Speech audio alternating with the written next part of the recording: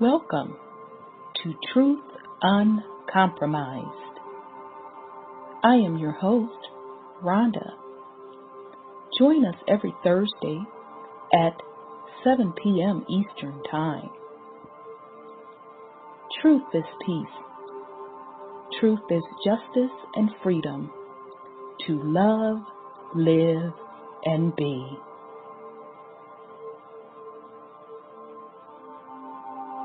Music provided by SourceVibrations.com.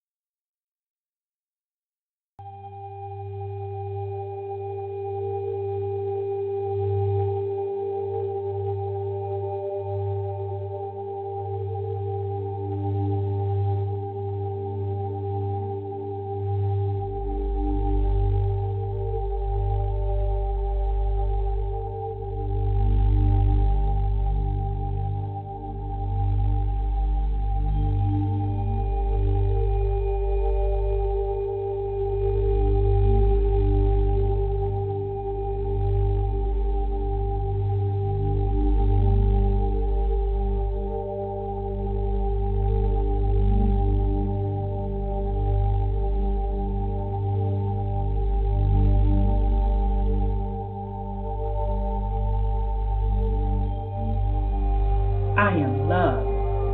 I am peace. I am free. I have abundance. I have everything within me. For I was, for I am, for I always be.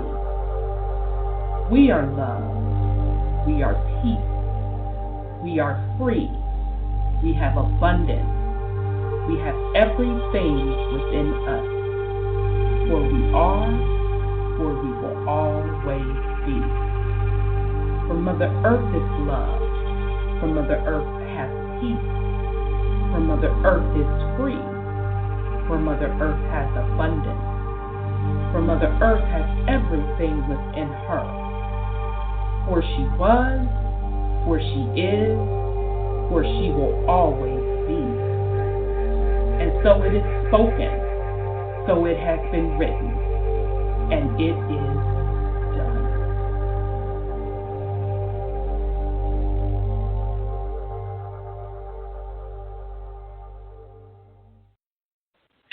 All right, family. Welcome to the Truth Uncompromised show. I am your host, Rhonda, and tonight is Thursday, February 21st.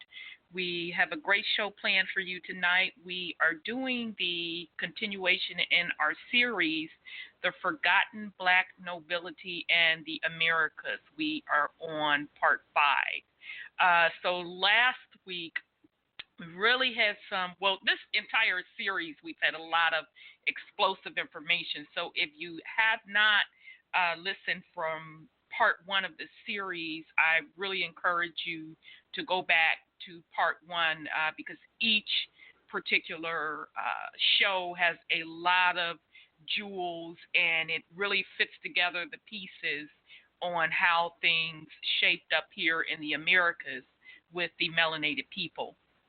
So last week, we continued with the series talking about, of course, how all across the planet was melanated. So, and that came from Benjamin Franklin. So he included the Americas. He broke down all of Europe, Russia, Germany, Italy, Britain, etc. And so we also found out last week on kind of when or, how did it happen from going from melanated kingdoms to a Caucasian kingdom as far as sitting on those thrones in Europe. And we basically found out that King George authorized some of the German Caucasians to change their surnames to Windsor. So that's how that Windsor line sits on the throne today. It was authorized by one of the Black Nobility melanated kings. So we also started to talk about how World War I was shaping up and how that particular war was all about this the new regime, the Windsors and the new folks in the Americas started taking over all of the melanated kingdoms, and that's what not part of what World War I was about. It was about going in and overthrowing those kingdoms that were resistant to allowing the new sets of folks to sit on those thrones. Now, in addition to that, the bombshell that we learned, although if that's not bombshell enough, y'all, we learned that the Venetians, so out of Italy, the Venetians are still holding the seat of power today. So the Black Nobility Venetians out of Italy. So during this series so far, we have discovered that out the gate, the particular Black nobility that give themselves the title of being the Hebrews, and they also give themselves the titles of being the Romans, that they basically, based on their religion and who they say their God is, went around the earth or Mother Earth and started overthrowing the indigenous people and taking their lands. Okay, so they built an empire by doing this, and as they were doing this, they have different families, and we still see that today with these different families. It's just hidden. It's not as prominently talked about as it was back then, but those same families still exist.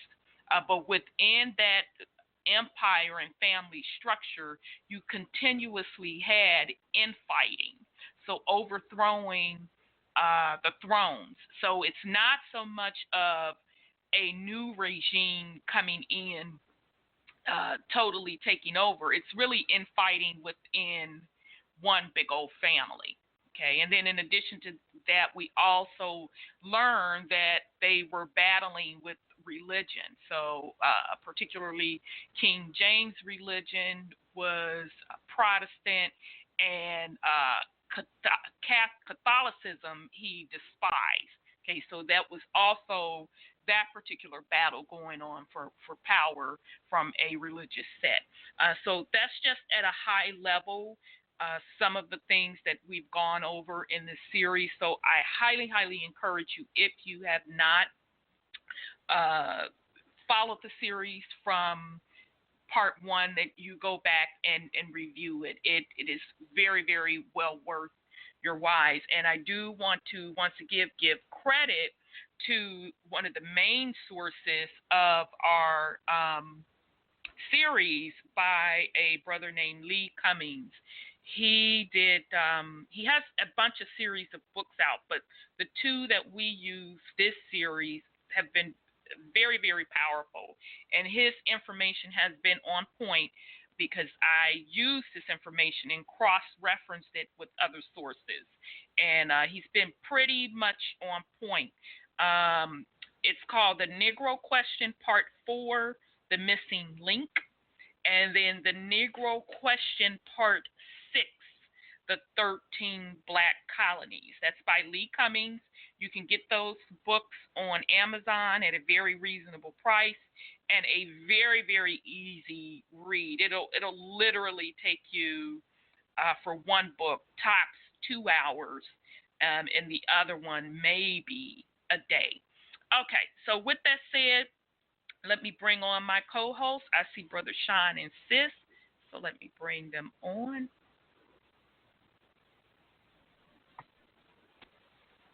Peace and love, brother. How are you? Wholeness and power, says I'm well. How about you? I'm doing well. I'm doing well. Good to hear your voice.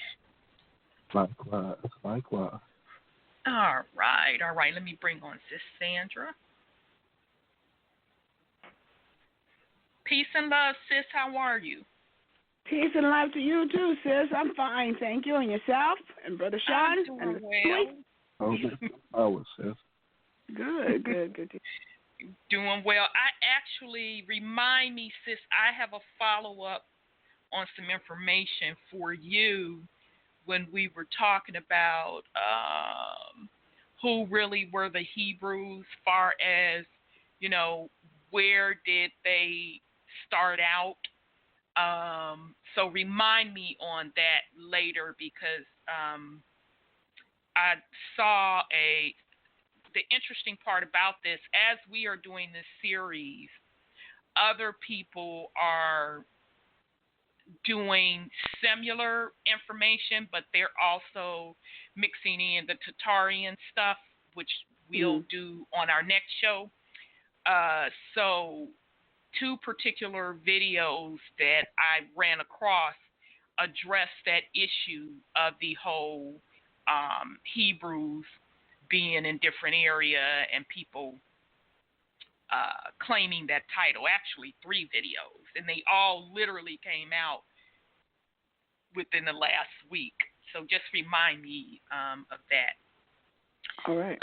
Discuss that. Okay. All right, family. So just real quick with the news, because I know we got a lot of stuff. Okay, sis, what's up in your area, the woods? I heard it's snowing in L.A. Man, in L.A. too? Oh, man. Yeah. It's cutting up. I mean, to tell you, I just had some hail coming down here. I mean, the passes are closed, and sometimes they open. It's heavy snow. I said, ooh. My neighbor said to me yesterday, he said, people need to stop and think. And they really need to think. When California starts snowing, there's something wrong. Yeah, because it snowed in Hawaii last week. I heard in Japan, all of it. And he said, we're not in the same spot we were last year as far as the rotation of the planet is concerned. Right. And people need to stop and take a look at that. But nobody's paying any attention. Nobody's paying attention. And it's also snow. I'm not sure if it's still snowing in Vegas today, but I know yesterday it snowed in Vegas. It's Vegas, too. And Vegas started getting cold when that vortex came down, when that vortex split, Vegas started snowing then. That was about a week or two. Now, correct me if I'm wrong. Isn't Vegas the desert? Yeah, it's supposed to be. It's like next to the Death Valley. That's what I thought, because everybody that goes, I've never gone there because everybody always complains of that dry heat. I've been to Cali plenty of times, but I know Vegas is hot like Hades, so like 113 in the shade, 114. Exactly. Yeah. So it's a desert. So I mean, what is that telling you? If Hawaii got snow, and Hawaii got snow on the mainland, not just in the mountains. Yeah, so they got snow on the mainland.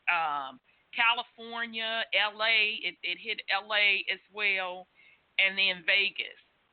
But now, I didn't hear this on regular news, just to be clear, family. Now, they can run their damn mouth about everything else, but I ain't heard a damn thing about that. I had to hear it through alternative sources, and I actually heard about L.A. snowing. The brother from the YouTube channel, Rap the News, was videotaping it. And, Sean, it looked like where we are. Because didn't we have snow like yesterday? We woke up to snow, then the shit rained, then it melted. And I'm just sitting there like, if people don't see what's going on, I can't help them. We had 3 seasons in one damn day. Literally. Exactly. Well, Mother Earth is doing her thing, and he said She's doing her thing. He said they don't know that this planet is tired of them. Yep. She's clearing this planet off of Cleaning these up. people. Yep. And that's my She's neighbor cleaning talking. up. I was just standing there smiling at it. Good for him. Good for him. Yeah, he's aware. He said, I just wanted to run that by you. You know, because I know you know. Yeah, I know. Yeah. So, yeah. This but you know, it's a rarity to see snow up here so heavy and so thick on all the passes out of the valley. It's a lot, and he said it was snowing over in his place where he was working, in Taft, you know, which is west. He said it was snowing. He said it was really weird, and nobody's paying attention. Now he had a calculation. He said that we're now in like where Greenland used to be. Ooh. That's what he said. I said, ooh. The vortex, the poles. Yeah. That's interesting. Now, correct me if I'm wrong, sis. Isn't the valley where they do a lot of the farmland, or am I miscalculating?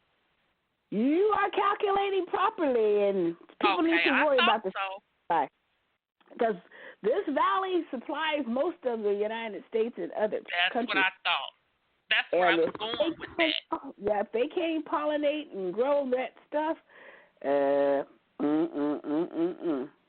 And then he said we're in a mini ice age, and he said that it's not. I don't think it happened to him before, like real quick, but it started doing this stuff until it piled up. Yeah, because remember, I can't remember if it was last week or week before last that I, made that comment. I was trying to find an article. I'll try to see if I can find it tonight, where they were saying in the 1800s. Right, they froze them out. Exactly. It was an ice age, and that's when all that warring was going on, and it happened. Supposedly there was a pole shift. Also, I want to say in the 1600s. I would have to find that article. It was the 1600s. You said that before, and I said, oh, that's interesting. And it came all the way down. You said, I think, in South and Central California. I mean, Central America too, because it froze the Mayans out. Yes. And sis, you may want to check out Medicine Man, which is excellent for the family. That group, Medicine Man team off of YouTube, they do a hell of a job. They're hell of a researchers, very, very good work. They have 2 new YouTube videos called Children of the Corn. And he really goes into deep on the South American Aztec Empire. Right. They laid it. Him and his team laid it out, and they also, for anybody that is claiming the status of Native American, you really, really need to check those particular videos out, because he gives excellent sources. And just like you say a couple of times, sis, that the folks that are claiming Native American, you're from Siberia. Right. Siberia and Mongolian. And what you call it? Portugal. That's another place, and they hooked up with us in the Dominican area.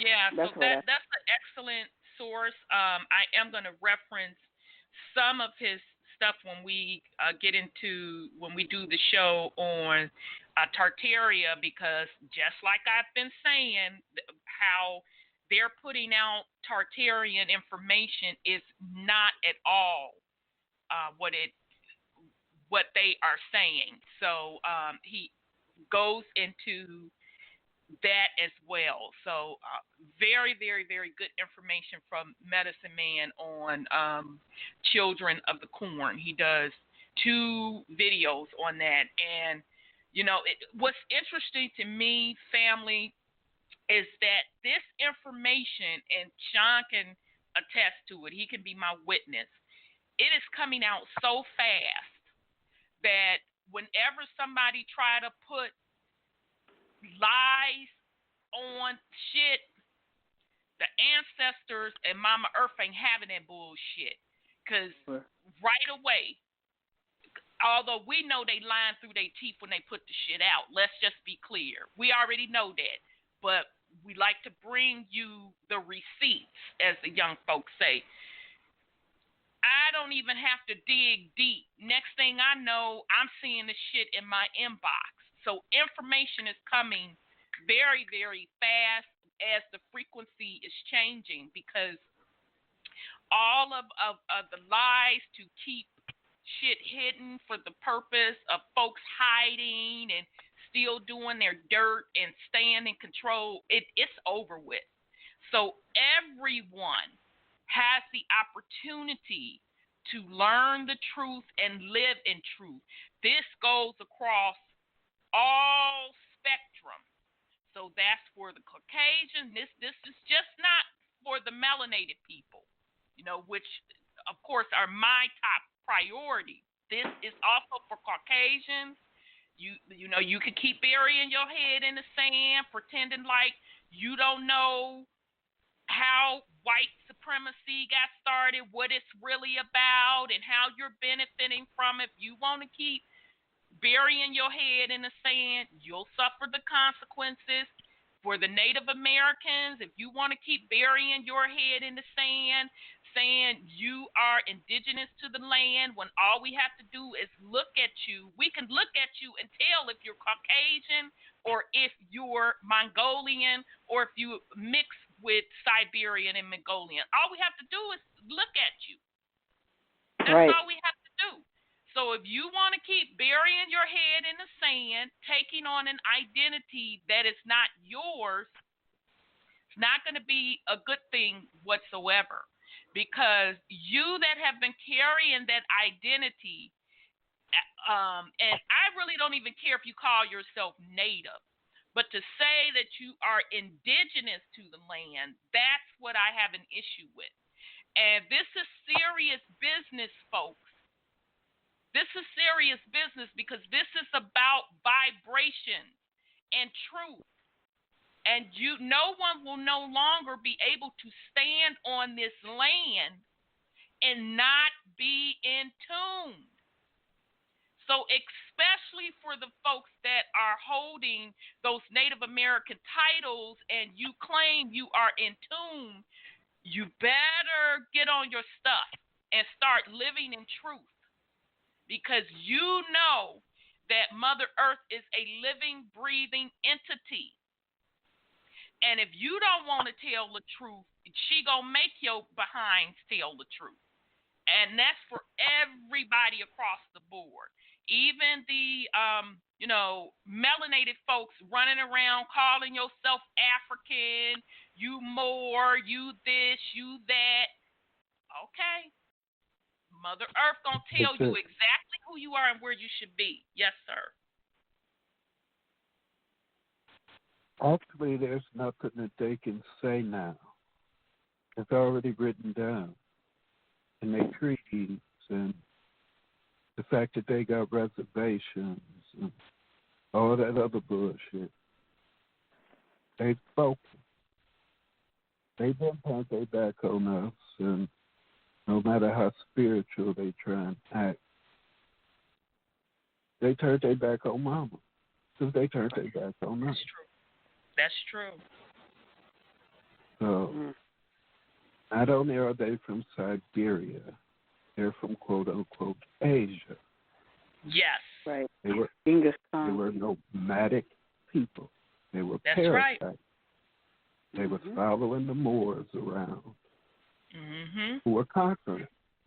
Absolutely. Following around like little lapdogs, getting in where they fit in. So, exactly. fuck them. Y'all gotta go. It's over. Fuck y'all. Y'all said fuck us. Fuck y'all.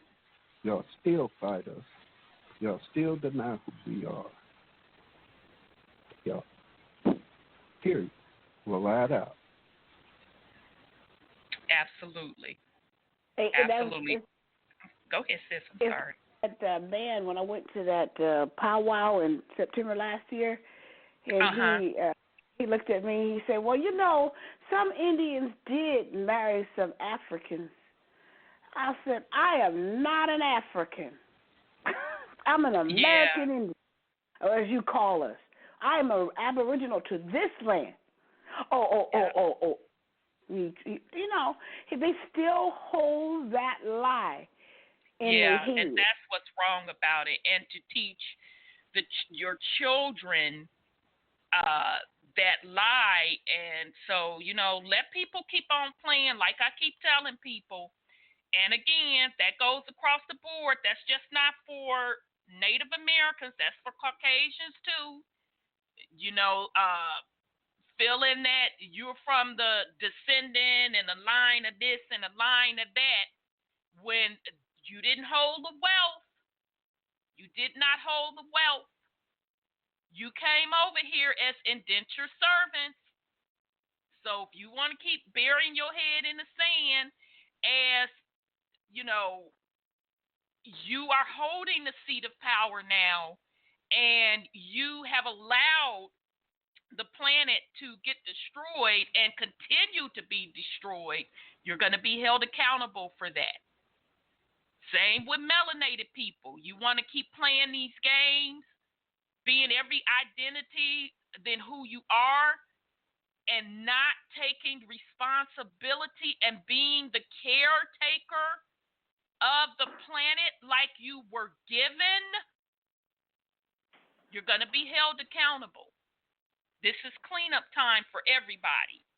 And whoever don't like it, you could stand out there and you could tell Mother Earth that, and tell that motherfucking plasma that. It's no joke. Things are moving faster and faster.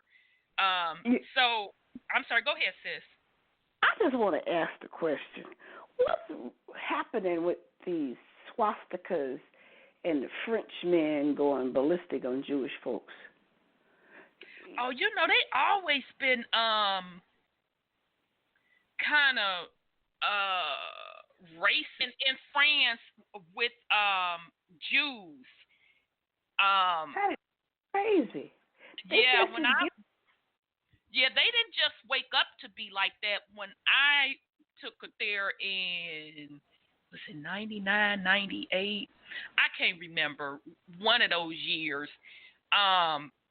They had swastikas graffiti on the wall, and when I asked the tour guide what it meant, and he was like, you don't want to know. It's some racist people against Jews here. So I don't know what that is about, but it's nothing new in France. They having a fit right now again. So I was just like, what is their problem? Yeah, that part is nothing new in France. But, you know, that stems back to what we're covering. Yeah, it does, but I have to figure out how it fits. Because, you know, I know that the Jews are not who they say they are, but what does the Frenchman have to do with it? Well, remember all those kingdoms started fighting, remember? Yeah. And what you have to remember is King James and his bloodline had all that. The Catholics and them, and all these people that came up out of Germany and usurped the throne. That's all part of the same thing. But French they're usurpers too. So I mean, they're no different than anybody else. And so when they point fingers at one person, it's still that ongoing feud. Yeah, they should point it back at themselves. Exactly. Yeah. People think that that everything that's going on now is because of things that are going on now. These are ancient wars that have been going on for thousands of years. Agreed. Mm-hmm. Just the names, nationalities, have changed. and the gods you worship, and all that other bullshit has changed. That's it. Yep. Excellent point, Brother Sean. And what we were getting at last week is that, and which melanated folks, and not across the board, but. And you know who you are, the ones that want to still paint this beautiful picture, how we're melanated under one title, under one Moorish title, and, we got overthrown. Tell the motherfucking truth. We were not under one title. No. You had empires that went around the planet conquering the indigenous people who are melanated land. Tell the truth. So that warring nature has always been in your bloodline. Tell the motherfucking truth. So that's what's going on. That's why the planet has never been peaceful. And how can it be peaceful when you have the wrong people sitting in places and occupying lands that their bloodline is not inherited to? So that's why they don't give a damn about it. Right. So, okay, so real quick, and then we're going to get in and keep getting into the nitty gritty. I can't make this stuff up. What popped up on my phone is an article out of a website called Quartz. What the 17th century's Little Ice Age teaches us about climate change. Once upon a time in Europe, the winters got very, very cold and the summers got unbearably hot. The spring of this year was like winter, cold and wet. The wine blossoms terrible and the harvest bad, wrote the Swiss theologian Heinrich Bullinger in 1570.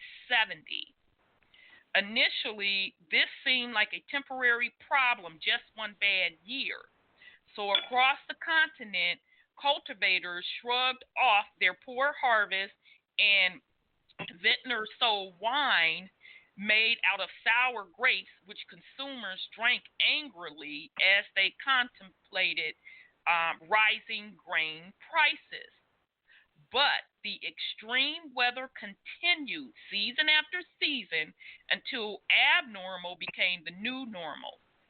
As William Shakespeare put it in the 1593 play Richard III, now is the winter of our discontent. Okay, so let me pause. Now remember, as we've been going through this series, we know that King Richard, that's a melanated line, and that leads all the way up to King James, King George, and all of them. So now notice what's going on. Here go Europe back in the late 1500s, and then again in the 1700s with an ice age. Now this is that part of that same kingdom that went across the planet conquering and setting up their empires and kingdoms while taking over indigenous land, okay? And they also got into it with their cousins, the Mongolians, or what we're calling Asia now, okay? So they stayed at each other's throats, okay? So here I go. In his book, Nature's Mutiny, to be published in March by W.W. Norton and Company, German journalist Philip Blom posts that Shakespeare wrote those words as a little description of the string of difficult winters he had just endured. This period of extreme weather, which would continue for more than 100 years, is now known as the Little Ice Age. And Blum argues that if we look back at its effects in Europe, where they were best documented, we'll better understand how we got to where we are today and anticipated what's ahead as climate change increasingly affects our lives. So now think about that. When did the Americas really started getting invaded by Europe? Wasn't that around that same time frame? Mhm. Okay. Yep. So in the play it says God has abandoned us. In Shakespeare's time, religious authority posted that God was punishing humans for their poor behavior with the bad weather, and they call for more piety to appease the disappointed deity. That thinking, see, y'all, I can't make this shit up. Thank you, universe, for just dropping this article right on time. That thinking inspired European witch hunts. So we know that those witch hunts, based on the series of the demonology, they were witch hunting who? The indigenous women of the land. So in other words, they felt that the indigenous women were putting the curses on Europe through weather. Okay, the idea being that burning women at the stake would somehow thaw the frozen winter earth, make the rain fall gently on the crops in spring, and cool the scorching summer sun. But the persecution didn't succeed in changing the extreme weather, obviously, and so very slowly people's ideas about how to address the crisis transformed instead. Over the next 100 years during the 17th century, a new metaphor for the world starts to take hold. Instead of God watching over us, the planet and all of nature is treated as a kind of clockwork, a mechanism that follows natural law, which we humans can discern through observation and experimentation. Scientists get serious about exchanging information. Botanists send plants across the continent. So this would explain, and we kind of knew this already, how the different places have plants that are not indigenous to the land. Okay, and as a matter of fact, the Medicine Man team on their two videos that they did, Children of the Corn, they talk about specifically when corn made it over to Asia. Okay, so botanists send plants across continents, and Europe, struggling to grow grain, adopts new growths like tulips and potatoes, which prove to be the basis for new markets and gastronomies. Economies transform. The rich get richer, the poor get poorer, and a tiny middle class is born. Okay, so anybody that don't know about I think the tulips was in Dutch, if I'm not mistaken. They were trading tulips on the like on the stock exchange they do today, and they actually collapsed their economy trading tulips. Okay, so now let's be clear of the empires and kingdoms that we're dealing with, because we told you that King James and them claimed the lineage of Hebrew.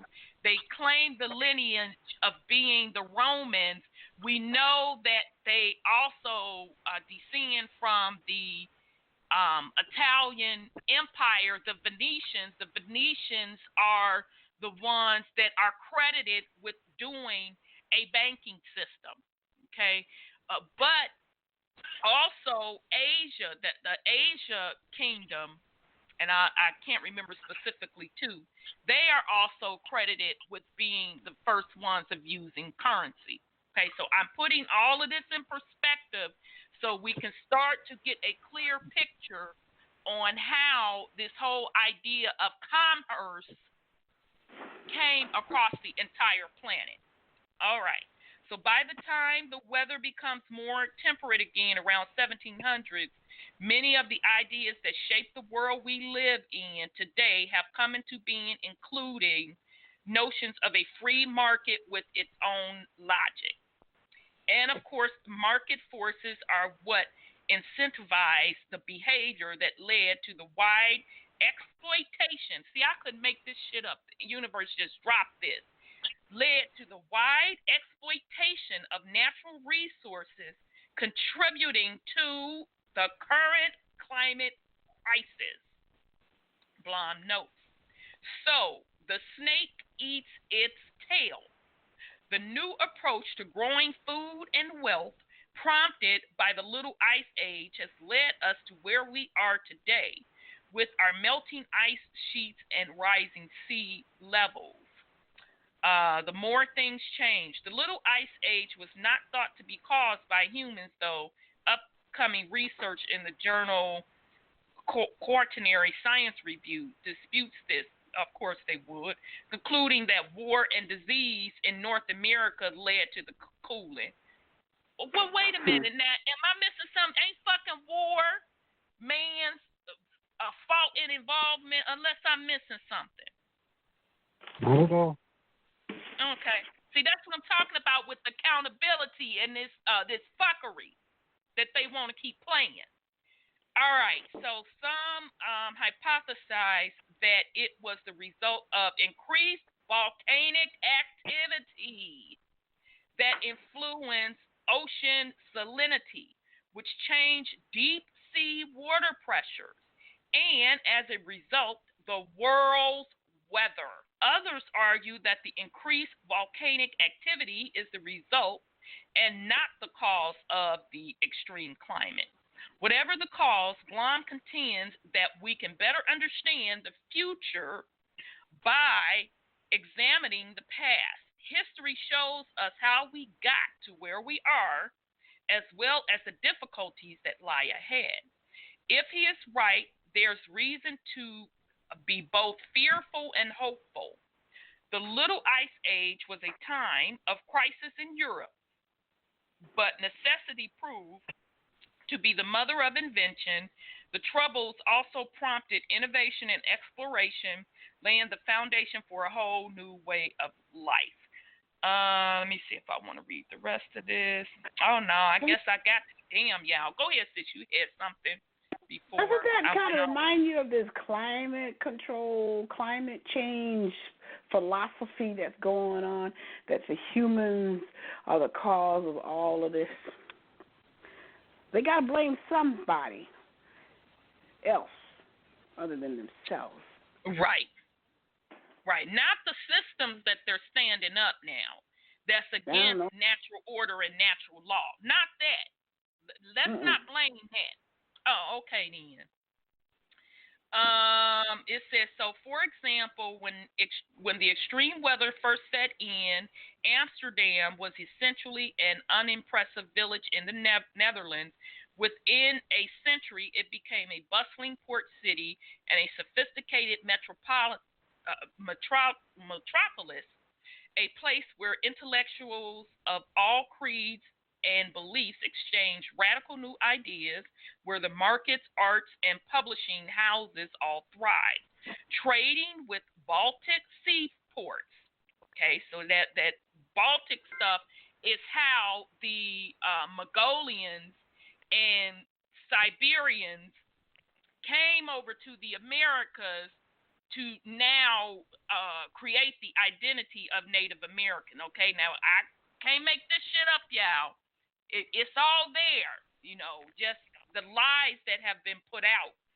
But the truth will always prevail. But anyway, trading with the Baltic seaports in places where grain was cultivated by serfs whose work was essentially unpaid help, and Amsterdam to evolve. Okay, so now, I'm not saying that I'm the sharpest knife in the drawer, but goddammit, you just gonna brush over the fact that you had people that was unpaid doing the work, doing the farm work.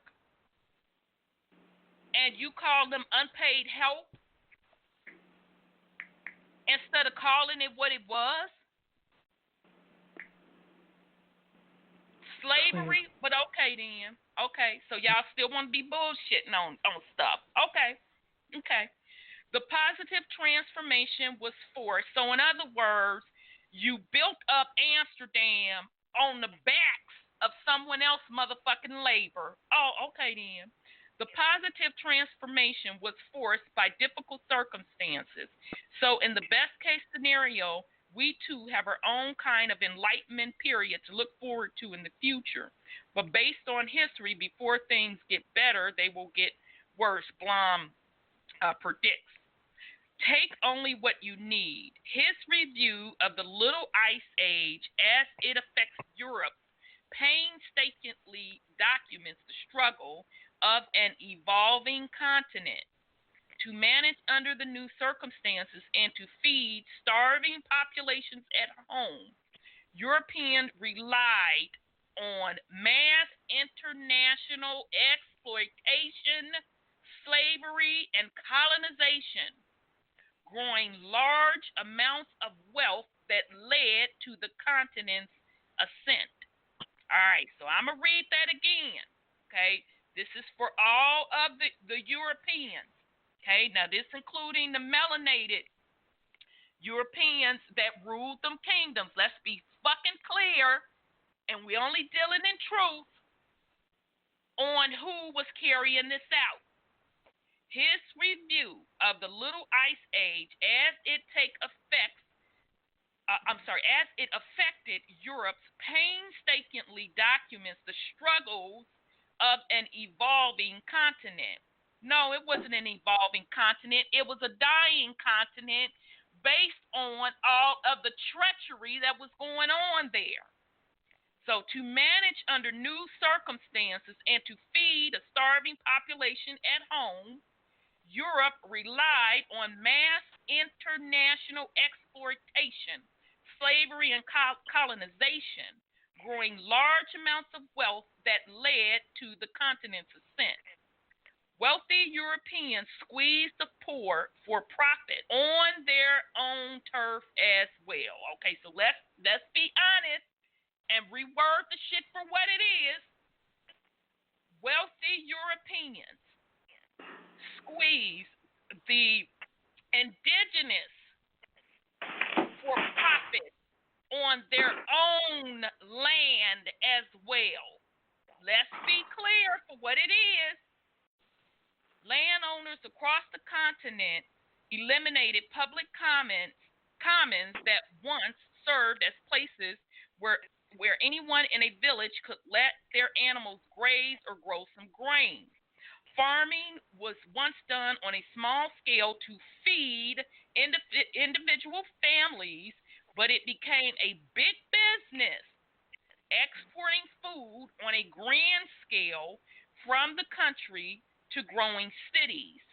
And this incentivized landowners to reclaim all their terrain.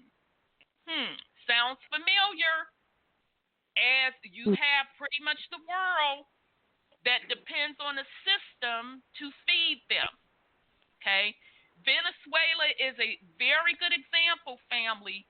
They're to the point now where they are standing in line and they have a numbering system in order just to eat. All right. The social and economic system of European feudal societies rested on landowners and local grain production.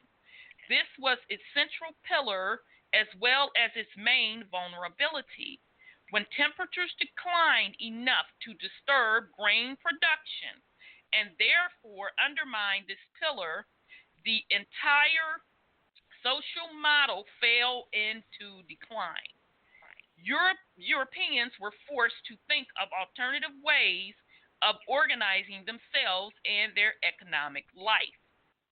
This elimination of the commons drove landless villagers to the growing cities where they worked for a pittance to buy grain they once grew themselves.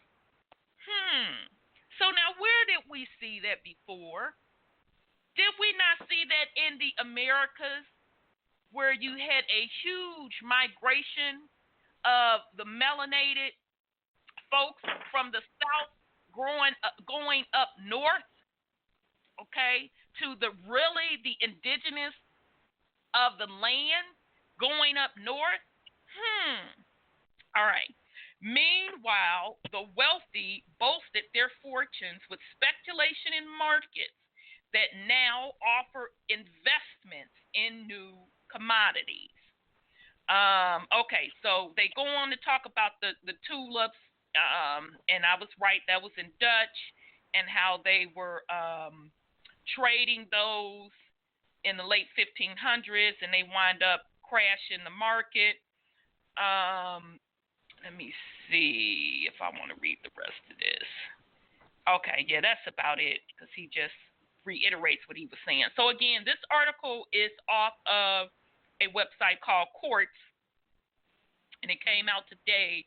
The title of it is What the 17th Century's Little Ice Age,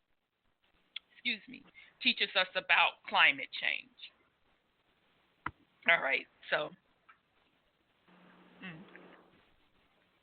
that hits home pretty well on that. Okay, last week, well, before I go on, Brother Sean, do you have any go ahead on with the fuckery? Yeah. Yeah, I guess I do.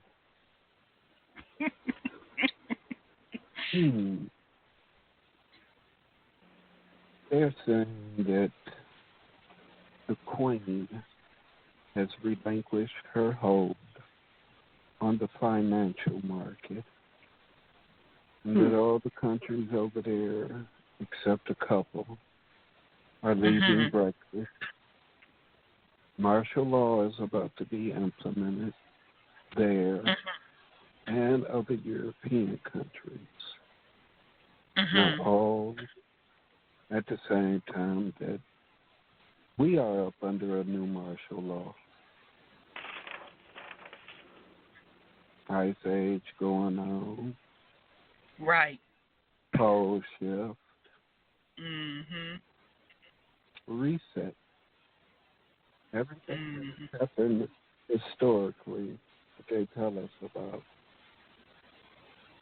They make sure not to let us know that it's happening around the world simultaneously. Yes. Yep. Just like they don't realize that they are going to be hit simultaneously. Ain't no way around this for them, but they keep playing this game with the trying to play it. Yep. And just telling people this stuff gonna roll out whenever, and you got to do this first, and you got to do that first. The same stuff we've been hearing for 10, 15 years? Exactly. But either way, with the collapse of the central banking system, so they say. Right, so they say. If all these people are allegedly being locked up and executed as criminals, yeah, that's a bunch of mess. If they do away with the central bank and the IRS and all this like they say, why would you have to enter into a new contract to be debt-free if all that's fraud? Exactly. The debt go away with them. And no need to be signing nothing. Exactly. I mean, that's the thing that I'm just still tripping on. You still got the so-called conscious community and the so-called Moors pushing paperwork. And all that's through that whole bloodline thing. Same bloodline, yes. which none of them have actually taken a blood test to prove that they're even in that bloodline. True that. Just like Rome, when they were Romans, they were running around the world trying to make everybody Roman citizens. Mm-hmm. Whatever identity they took on in their conquest, they tried to make everybody that. That they sure did. That includes the most recent thing as far as the melanated people. Yes. More. Mm. Yep. And yep. not only are the Moors confused, but all these so-called damn Europeans and whatever they claim. Y'all don't even know your own damn history. Sure don't. Wherever you pale people at, you wasn't there at first. And whatever history you taking on and claiming ain't yours. Nope. Nope. So, I mean, let's bring it back to the political thing in this 2020 census, where you have to identify who you are. And the way that it seems like the deck is stacked,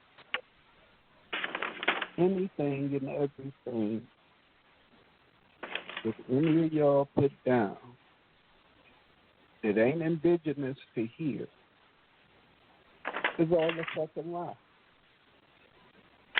Y'all all fuck, no matter what you put on it. Because you don't even know who the fuck you are. Yep. You're the lost fucking people. You're the nationless people.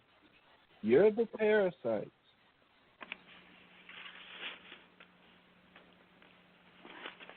Yep. Yep. It's a huge wake-up call.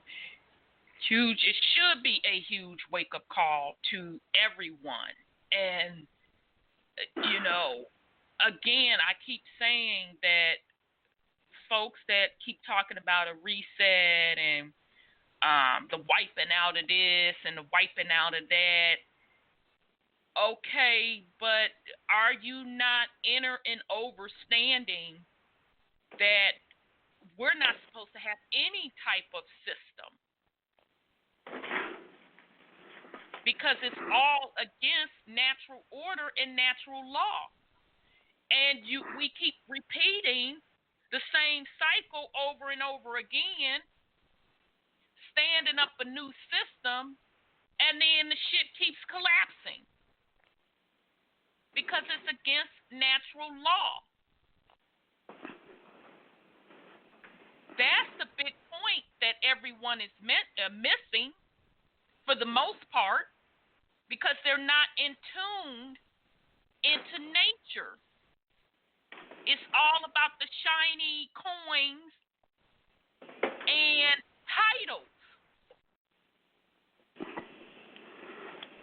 And none of that is going to free you. It's not going to free you spiritually. It's only temporary, and it's an illusion. It cannot be sustained. We're showing you this every week. We're showing you where these empires rise and fall, and folks keep reinventing themselves.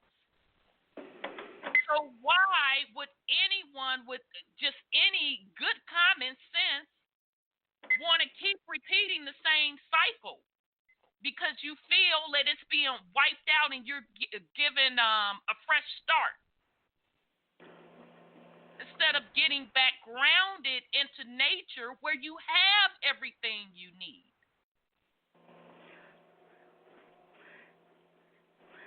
So very good point, Brother Sean. Sis, you have anything you want to put? I heard Anonymous today talking about that kind of stuff.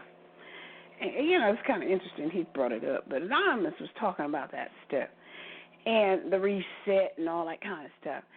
And I heard a conference call last year or year before about our people investing money to get the RIM or RIMI or whatever they call that stuff, currency and the 800 number, and you have to have a humanitarian project. But I've been hearing about that for years because it's part of the NACERA stuff that A32 talked about.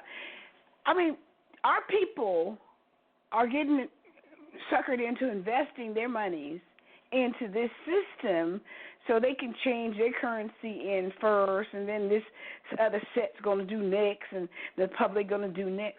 But, that's anonymous who supports the system, like Trump system. And our people is going through the back door supporting stuff that they don't even know they're supporting, I guess. Right. I mean, we're being tricked. And at this point, sis, anybody that's been following this in the quote conscious community, and I got to put quotations around that, if they keep falling for it, they fucking deserve what they get. I'm just going to be real frank about it. They fucking deserve what they get because they're in it for the wrong reasons. They're in it for the wrong reasons. It's all about the wealth and the being on top of the same system or creating your own system when they're still missing the point. All of it is going to fall.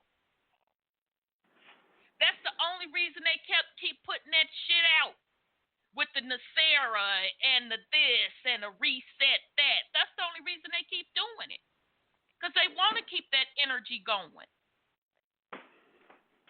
And even if it happens, it's not going to last.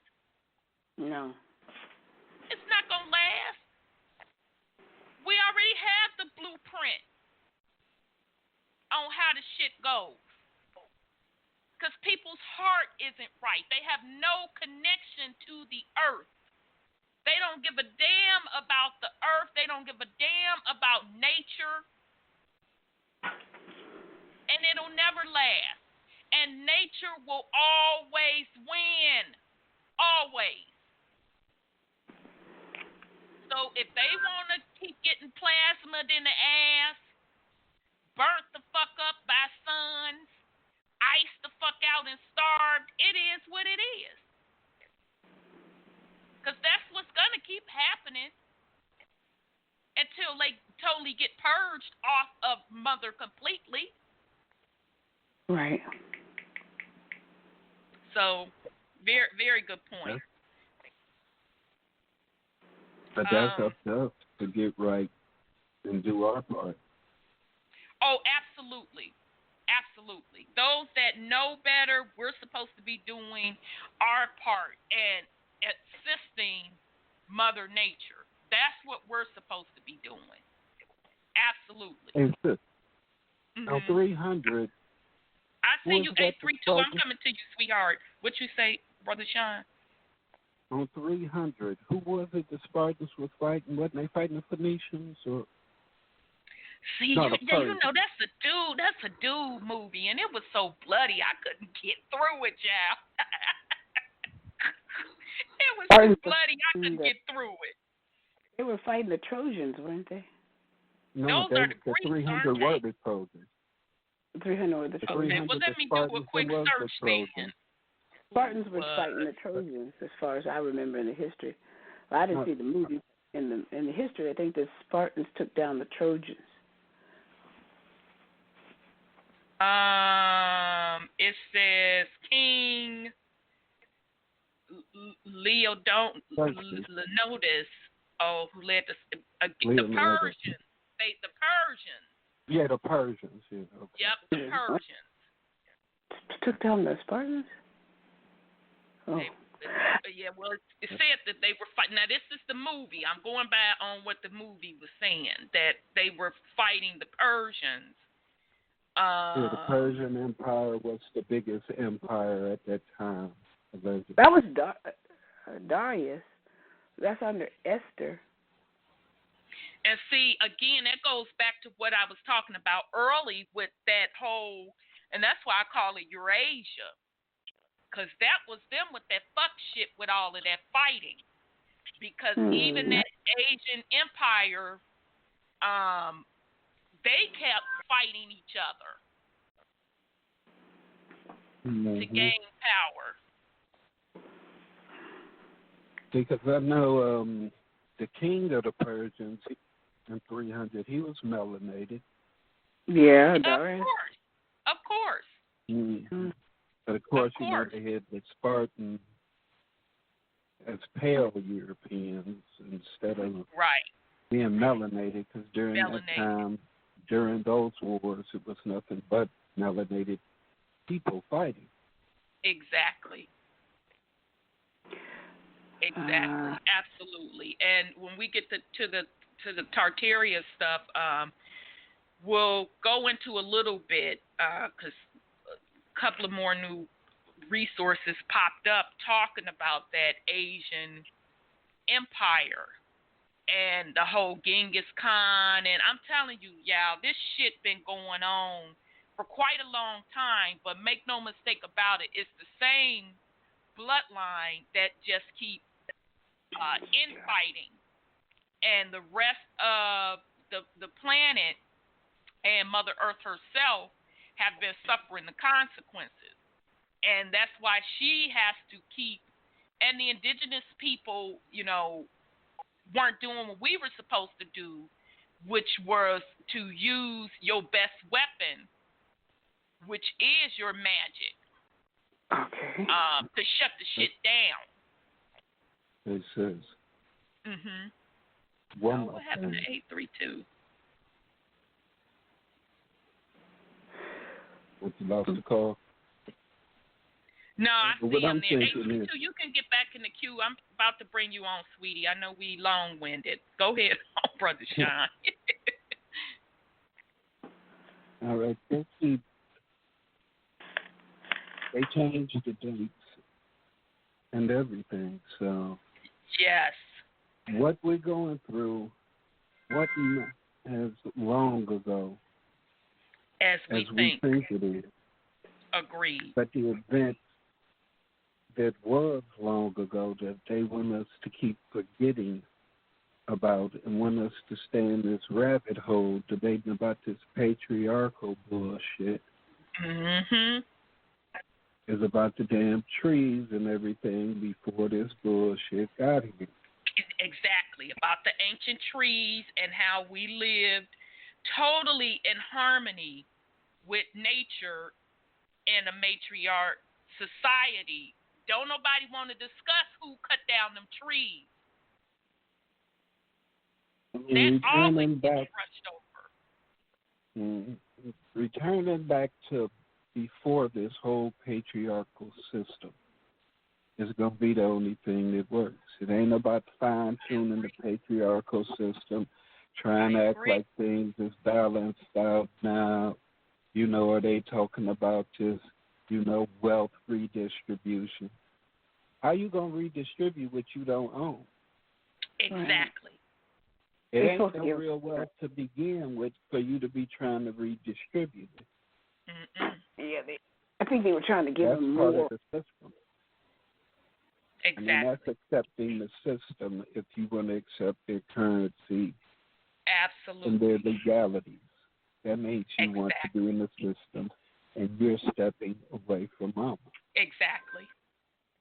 And that's exactly why in the matriarch, society, why women only were allowed to hold land. It was for that purpose because, you know, we're on a woman body and actually inside a woman's body. So she's passing it down to the daughters. And that's how it was supposed to always be. But I say and I say again, the first war on this planet was between woman and man, and it was melanated. Okay, and that matriarch system was overthrown. And the balance has been out of whack ever since then. And the sad part about it, folks still want to keep, like Brother Sean said, doing the motherfucking remix, throwing out titles. Well, if we do it this way, none of that's going to work. And none of it is going to be accepted. And all of it is being dismantled. All of it. Because I'm going to say this, and I promise you, 832, I'm coming to you. I'm going to say this, and I say it every week. Mother Earth can destroy all of it. It is her right to do it the way she fucking wants to do it. And if she want to wipe out every being, every insect, every plant, every animal, that's her motherfucking choice. So people are in for a rude awakening if they think that they going to do a remix. It's not going to happen. Not going to happen. Nothing is being hidden anymore. Everything is being revealed. You can't remix lies. It's not going to happen. I'm telling you now. I'm just giving you a light warning to get your shit together. Because the more you resist, the more violent things are going to get from a nature standpoint. So let me go to 832. Greetings, brother. Your line's open.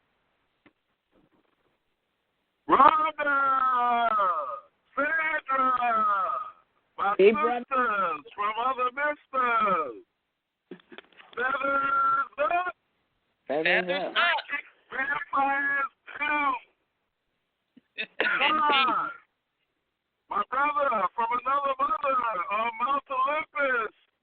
Got that black lightning throwing down boats tonight. Indeed, bro. Indeed. Tonight's movie review is Avatar, my sister. You know that's one of my favorites. Before I comment on that, the article, I can't remember the name of it. I read something similar about a week ago talking about the so-called mini ice age that connected the death of indigenous populations worldwide with colonialism. Were you reading the same article or something similar? No, this is a different one. I've been trying to find that article, and I don't know what the heck happened to it. But, yes, I know exactly the article you're speaking on. And the irony is how they report things in a disconnected fashion. You know, they never draw a correlation, and when you do, then they like to disparage you as so-called conspiracy theorists. Right. But here again, you know, what's interesting to me is that in that article, I think they were also claiming certain timelines of billions of years. How is it these people profess this type of thing? You know, with a straight face, by the way. You know, but yet still they can't prove something from 1,000 years ago. We still can't seem to dig up all of these slave vessels or you know where these manifests, which Dane is making some very intriguing and insightful, you know, perspectives here. But in the context of Avatar, if I'm mixing a little bit here between that and the series with Lost Book of Ink. It's all good, brother. Do you remember that was the ancient name supposedly was Tiamat, Tiamat. Before we got the designation of Terra for terrestrial. Yes. And if I'm not mistaken, that first collision was with Nibiru. And the planet because they were fighting, right? Crossing our path is really where the ancient symbology of the cross is. Now, Brother Kalai, I was watching him just recently in one of his chats, which was really intriguing as well. But he was talking, somebody made the comment about the Ankh and the closing up of the womb to turn it into the cross. But if I understand correctly in what the Sumerian tablets and Zechariah Sitchin's translation, cross was the intergalactic intersectionalism of Nibiru crossing our plane. Yes. And that was the symbolism in Mesopotamia. That's what the cross designated. The return and the actual intersectionality, or if you will, collision course that created what we know today as Earth, Mars, and the asteroid belt. Now, again, I'm just repeating what I heard. I don't know. Right. No, you're on point. And I've made the comment, and when we get into another show that I'm putting together, I'm going to talk about why Mother Earth is Mother Earth, and we're going to get into the X gene. If you think about it, that cross really represents that X gene. So when they're talking about the crossing of Nibiru, because that whole Sumerian text story, that and Terra papers talk about how it was a war, and the Anunnaki and I can't forget. No, it was the Anunnaki. They were fighting over who was going to control Mother Earth. Okay, so not only were they fighting, and because another planet had got blown up, according to Stitchin, and that's what created the asteroid belt, but that also represented, from a spiritual perspective, that cross, and from a genealogy perspective, the controlling of that X gene, that controlling of Mother Earth. And so when we get into the show that I'm putting together, it'll be in a couple of weeks, we're going to seriously talk about that, the X gene. So sorry, brother, but I just wanted to bring that into play as well. But yes, you are absolutely on point. Nothing you said has been inaccurate. But according to his alleged translation, which, by the way, he was not the first, and again, as with everything else, you never give the correct timeline, chronology, where it is he got the ability to supposedly translate this, language of antiquity. However, I won't spend too much time on that.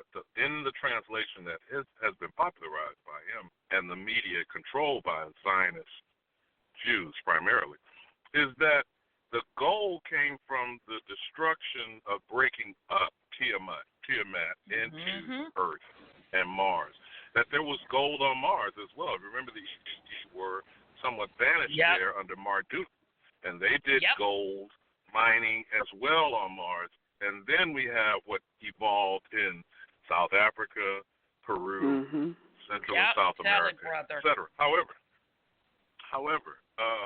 in the analogy in the Hollywood presentation of Avatar, first of all, these were like, 8 to 15 foot blue, and I always notice it's interesting, blue-skinned giants that were controlled electronically, primarily by Caucasoid people.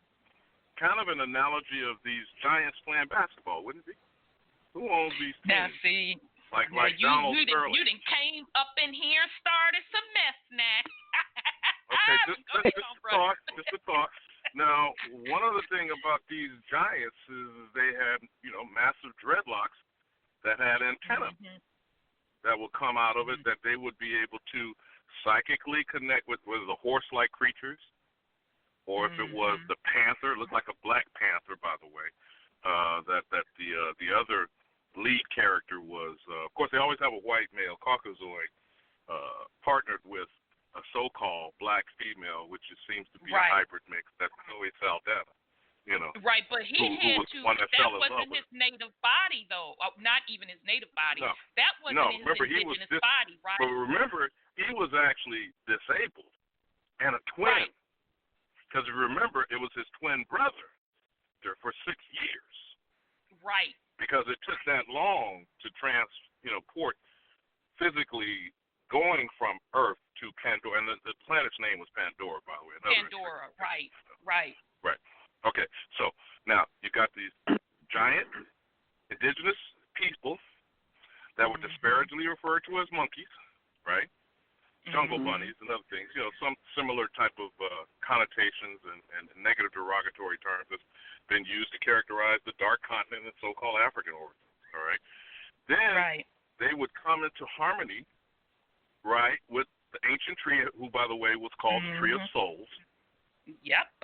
And how did they come in harmony with them? They wrapped the antenna of their dreadlocks around what looked like silicon things up. It almost looked like moss hanging down from ancient willow trees or whatnot. Right, if you want to say leaves, but yes. Yeah, and so they would wrap their antenna. I'll use the term antenna, similar to like an ant, or another insect with an antenna that would come out of their dreadlock, and they would be able to communicate with souls, ancestors that had passed over. Right, and then they did a ritual of a tradition of where all the people got together in a form of a circle, right? And they all laid hands on each other. You remember that one scene, especially when they were trying to save the Sigourney Weaver character. Right. Who was the one that was real, the doctor that was real off into studying them historically and all that, and she was the on the plant life and animal life, right? Yeah, the academic side. But then you had the warfaring fools, as typical with colonizers, because the only thing they can see is death, destruction, and exploitation. Yep, and the resources. Now, they wanted the resources. And you know what it was? That word, I just thought about it too when you brought it up. You know how they do the way that they create stuff, but it shows you their simplistic mentality. Is they call it unobtainium. Isn't that something? In other words, unobtainable, but put the IUM on the end. So they call it unobtainium. That's just kind of like in Black Panther with vibranium. All right? Right. Right. But the whole point of the movie was when the human species of the existence of the planet Pandora didn't rise up and expel these people, what did the animal life come and do? Shit. They set it off, right? They set it off. They like, oh, y'all ain't gonna do it? Oh, okay then. But we got this. Exactly. So I just wanted to kind of bring those aspects up for thought. Now, and I'll pardon this, and I'm in agreement with everything you say 100%, especially the series that we're going on now, but it's almost, I have to probably come back the next time and talk to you either next week's show or whatever, about why is it that we have the pursuit of truth. And I'm not disputing it. Most people lie about it. They deny it. Our oppressors are in participation with keeping the lie going because that's all they have.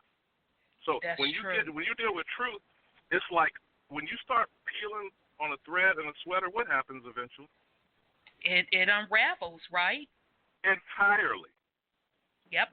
So you cannot have the lie unravel. You follow me? Right. So yes, you're correct about vibration, frequencies, and whatnot. But people kind of turn away from that because they start thinking or implying that you're like the X-Files. They're conspiracy theories or whatever. This kind of negative connotation. But when you deal with truth, people don't want to hear it. That's a simple word, truth. T-R-U-T-H. It's a very simple word, but it cannot be avoided. People will do all they can to run around and hide from it or say something's wrong with you or crazy, but it still circles back to truth crushed to earth will rise, and I yield. That's right. All right. Thank you, brother. Peace and love. Excellent, excellent drop. Thank you so much. All right, this board is acting up now. Excellent, excellent drop on that. Okay. Now last week we was getting in the nitty gritty, y'all, and I hated to have to cut that video off, but I'm gonna pick back up on it. Now, folks gonna be upset on that, but it is what it so and so is. And again, I do have to give a shout out because Brother Sean, you said that channel Wake Up Indigenous. Is it Niji or Ninja? Niji. Okay. You said that's Brother Dane Calloway's channel? I believe it's one of his. Okay. I think all it his is content too. is on there.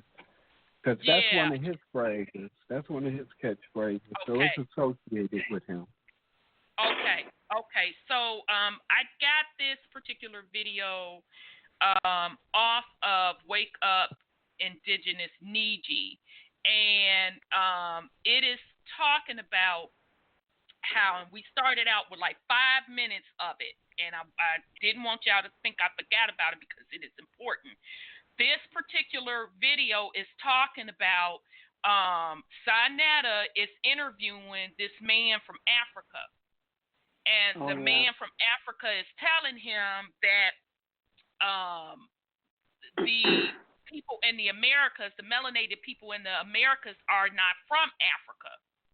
So he starts out by going in on some leaders saying that, you know, basically they were put up to keep up certain lies, okay? So he went in on Selassie, and he's going in on, damn, y'all, come on, I know y'all know who I'm talking about. Garvey, thank you. He was going in on Garvey, okay? So, you know, of course, when I finished that, we didn't even get into it. I'm looking for the video so I can play it. But I also have some backup documentation as well regarding Garvey. Now, we talked about it lightly here before. And I have a little bit more documentation, and shout out to the person that sent me that documentation. You know who you are. Whew, that's pretty deep. But in the meantime, let me find this video, and we are going to give this a listen because I really want y'all to hear this. All right. So how come I can't find it? Now, I played it last week. I know damn well I played it because I stopped it. I think this is it. Bear with me. I think this is it. The last point I'm going to make on this is that Africans and Negroes. Nope, that's not it. Okay, here we go. I think this is it. Hold on.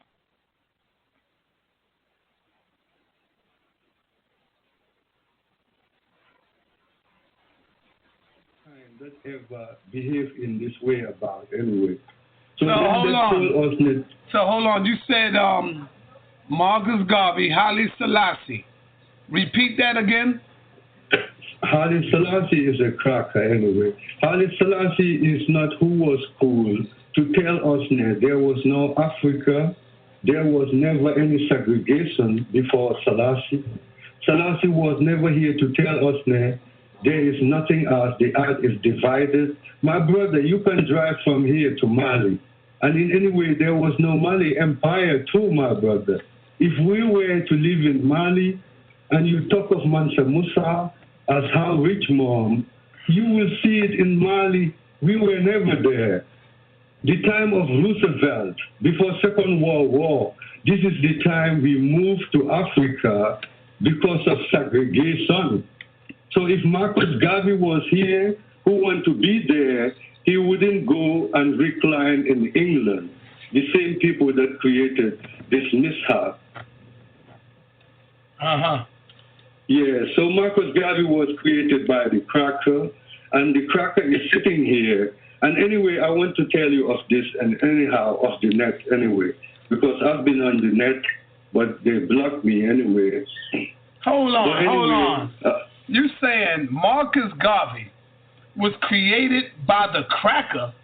Yes. Why would you say that, man? I'm telling you fact. Who told you of Marcus Garvey? And when you talk of what Isna, you talk of anyway of Malcolm X. As you talk of Malcolm X's father was a Garveyite, you have to understand what Alexei Lee wrote. The cracker was who played him. For what Isna, what Alexei Lee wrote, if you go to that town and ask them now, was anybody here, they would tell you that no one was here. So if I tell you that there was no Gambia, I'm telling you fact because I am in tune with who I am. Okay, So who are the blacks in America? Who are the black people in America? The blacks been in America, been living here ever since. They are aboriginals.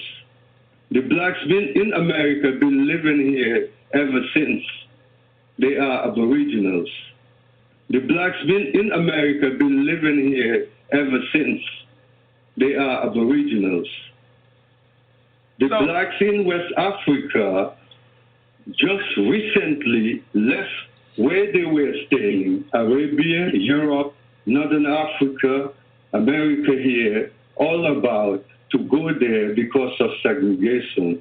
And the land is still joined, my brother. When we talk of Pangea and how the land break, well, they've been laughing at us for talking of what is there. It's not even there. And the land is still joined, my brother. When we talk of Pangea and how the land break, well, they've been laughing at us for talking of what is there. It's not even there. Okay, so the black man here in America, are they African people? Where did they come from? The blacks living here in the area you are referring to, America. Pardon me anyway, I'm sorry. Sorry, I'm sorry anyway, pardon me. Yeah. Oh, okay, thanks. I'm sorry, my bro, anyway.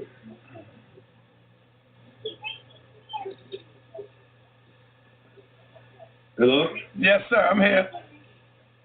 Well, when you talk of America, my bro, never ever associate what America be with us anyway. For America, it's a mishap. For America, it's what is why we are not free anyway. But if you're talking of the blacks that live here, I want to tell you that the land is joined, and the blacks and white who were living here been here gazillions of years ago. Yes. So are you saying that we didn't come from Africa? No. So are you saying that we didn't come from Africa? No. And the people that live in West Africa were never there. And the people that live in West Africa were never there. They are yet to be there. Anyhow, if you ask, say, Auntie Joe's parents were who founded where Mom was born at. Say, Auntie Diop? Yes. So we are not Africans then. The blacks in America are not African people. They are not African people anyhow. They are not African people anyhow. So who are they? There is nothing as an African too. So who are they? There is nothing as an African too. So the people that live there, anyhow, I would prefer for you to refer to them as niggers anyway. For what is of nigger, this is what's called thee. So nigger is not what is derogatory, my brother, anyway. Yes. So we are niggers? No. If me say nigger, it's just because the cracker was who make the tale. The cracker was who said that the blacks originated from West Africa. And West Africa is the nigger. So this is what Isner we've been mispronouncing and saying it as Niger. But Niger cannot be pronounced Niger. It's nigger. So what does nigger mean? What is a nigger? Like, what does that mean? West African. Oh. Yes, that's what nigger stands for. Nigger stand for West African. So, yes, so if we are not African, would it be fair to say that we are Hebrew Israelites? No, Hebrew, you cannot refer to yourself as a Hebrew Israelite, my brother. Then you are doing what is terrible.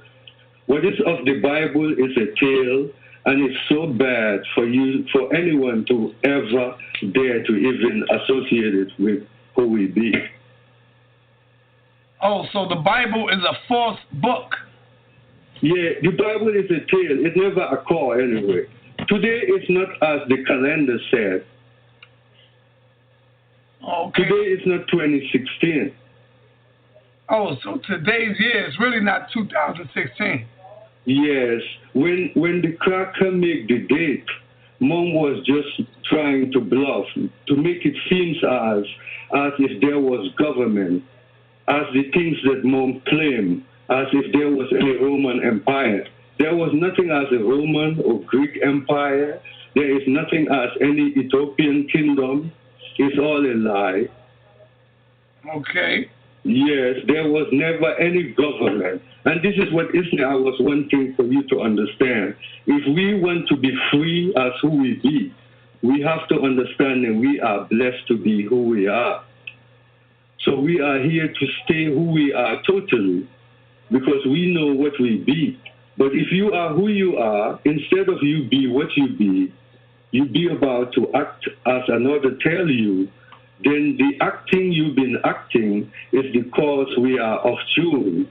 And this is the cause mishap is. Okay, are you a Muslim? No, what is of Muslim, Hinduism, Buddhism, in anyhow religion totally, is what is why we are off link. Okay, so would it be fair to say that religion, including Islam, had destroyed us? That is like an enemy to our people. It takes us out of our true self. That's true. That's a fact. Mm-hmm. Yes.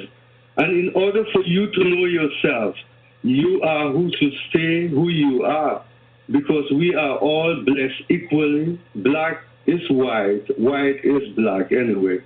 So we are not to assume as if we are different in any way. So we are to understand our misbehavior is why we are off link.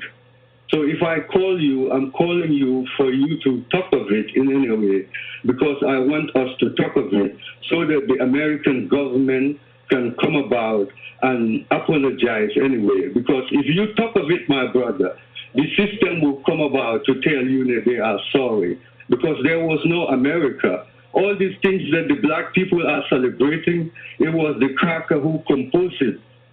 You know what I'm saying? To deliberately play us, and in anyhow, it was the reason they were thinking as if they have any edge over us.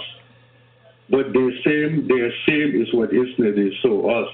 But in anyhow, I want to tell you this too, my brother. Whatever you do, be about to know that is good at all times. So see good, grow good, act good. Be about to know that your Creator is who made us all. And we are blessed as one anyway. And we are one family anyhow. So you saying that we are one family with the cracker, with the white man? The white man is not our enemy? No, you cannot be about to generalize it. When you talk of the cracker, when I say cracker is somebody who cracks you up with the tales, the fit that they fabricated. So if you be about to say that, hence they are who play us and brought this mishap by claiming white is superior, as if white can be superior anyway. So it's not like we should generalize it. And anyhow, if they come about to bring this way, we are not to come about and bring about any mishap. Okay, so let me get this straight. You said Marcus Garvey was created by the white man. Yes. And you said, the cracker. And then you said, we never went through slavery. Slavery was not real. There was never any, yes. How do you explain all the slave pictures, all the brothers and sisters that got their narratives? How can you fix your face to say that? My brother, well, when you see the pictures, it was them who manipulated the pictures through software engineering. As I saw you have over there the lynching. My brother, do you think the cracker would drive through in a black neighborhood and lynch us and we sit there and let them do that? If they ever was who did that, I'm not saying they didn't do that anyhow, in any neighborhood that they are living, and probably a pocket of blacks are living there. But what isn't we are saying, we have to understand that when you hear say, you have to understand that there was never any USA, period. So what isn't it, they talk of Abraham Lincoln is a deliberate tale. So it never was, what isn't it never occurred. So there was never any president of USA before FDR anyway. And they were, anyhow, the military. The military was what was ruling America. There was no election. What they talk of when they talk of it was them that have this system, and they brought it to be about they let the females vote, and it come to be later the black people. Is all a lie anyway. So all these artifacts you're seeing is them who fabricated deliberately to fool us into thinking the white was ruling black, while it never occurred. So if I told you that there was never any colonization of any Africa, I'm telling you a fact. There was never any government in Africa before now. So when they talk of independence, my brother, this is how it is. I'm just being me. I try to read them, and they are not even letting me read them because they don't want for us to be about as how I was wanting for us to be anyway.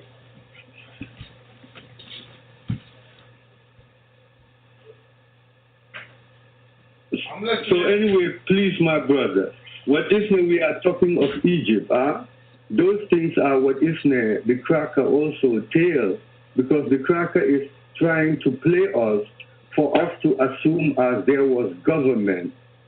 So they've been leading us in this way anyhow. So in order for us to be about, to want to be what we are, we have to understand that we all have to stay who we are totally. If we stay who we are totally, we will all be in tune with who we are, and then there won't be anything of any mishap anyway. Okay, man. Maybe they don't want to hear you talk because you sound crazy. My bro, to say that black people, to say that white people created Marcus Garvey, then you stated that we never went through slavery. I mean, you sound crazy as hell. What about my brother? We were never in Gambia or Senegal or Mali or Guinea or Nigeria before now. And if you are to ask the people that live there, because this is what I want you to understand, my brother. Now it's this way. So when you see the cracker claim that they know of their ancestors, they are just lying. Black is sophisticated. If your ancestors were here, my brother, you would have known of them. If your ancestors were here, my brother, you would have known of them. If your ancestors were here, my brother, you would have known of them. But they were never here. What about the Moors? Are we Moors? Okay, this is what I want you to understand. What is a Moor? A Moor is a phrase. As to say, Moor is an English phrase. As to say better. Like for instance, if a white person come to you and say white is superior to black, and you be about and tell them I am more, you are telling them I am better. You understand what I'm saying? So that's the definition of a Moor. So if the blacks were referred as a Moor, they were also doing what is not good anyway. Because what is black is white. What is white is black anyway. So we are equal. So the mishap that occur, when you be about to thinking we are different, I want to tell you that this way never was before our grandparents anyway. Okay. Yes. So if I tell you that there was any slavery, I'm telling you a fact because the American government can confirm it. If I tell you that there was any British Empire, yes, that's a fact in any way. I can tell you a lot of things of what is there. You are assuming there, you know what I'm saying, as if it's as it is. Like I told you, the earth is still joined. There is nothing as a continent of Africa or America. It's one land. I want you to understand this. There is nothing as a continent of Africa or America. It's one land. I want you to understand this. We're living in a star. There is nothing as a solar system. What NASA is saying of astronomy as if they have any spaceship or space station is all a tale. There is nothing as an astronomer. It's all an act in any way for you to know. So all Israel, we've been talking of science, as you say, white blood cells, red blood cells. Those are all tales. So we are assuming as if this is what is correct anyway. So I'm telling you a fact. If you know yourself, it's you know. So the other is not your way. Our Creator is who is here for us. So if you are who, stay with yourself as who you be about to never pray as the other indicated. Okay, family. So the name of that video is African Man Says Blacks Are Aboriginal. And that's off the YouTube channel, Wake Up Indigenous Niji. Okay, so that man was getting a lot in there. I gotta. Sinetta did a good interview on that because he put a lot of good stuff out there. So before I go into some backup information on Garvey, sis or brother Sean, you have anything you want to put on it? I do. Sure Sinetta is doing that. Sinetta was Africa. Back to Africa. We're the Egyptians. We're the this, we're the that. For him to do that, man, that is saying a lot. Yeah. That was a hell of an interview. That was. Well, that's for him to do it is more so. I'm like, good God. Yeah, I don't know when it was done. I don't know when it was done. I just again pulled it off of Wake Up Indigenous Niji.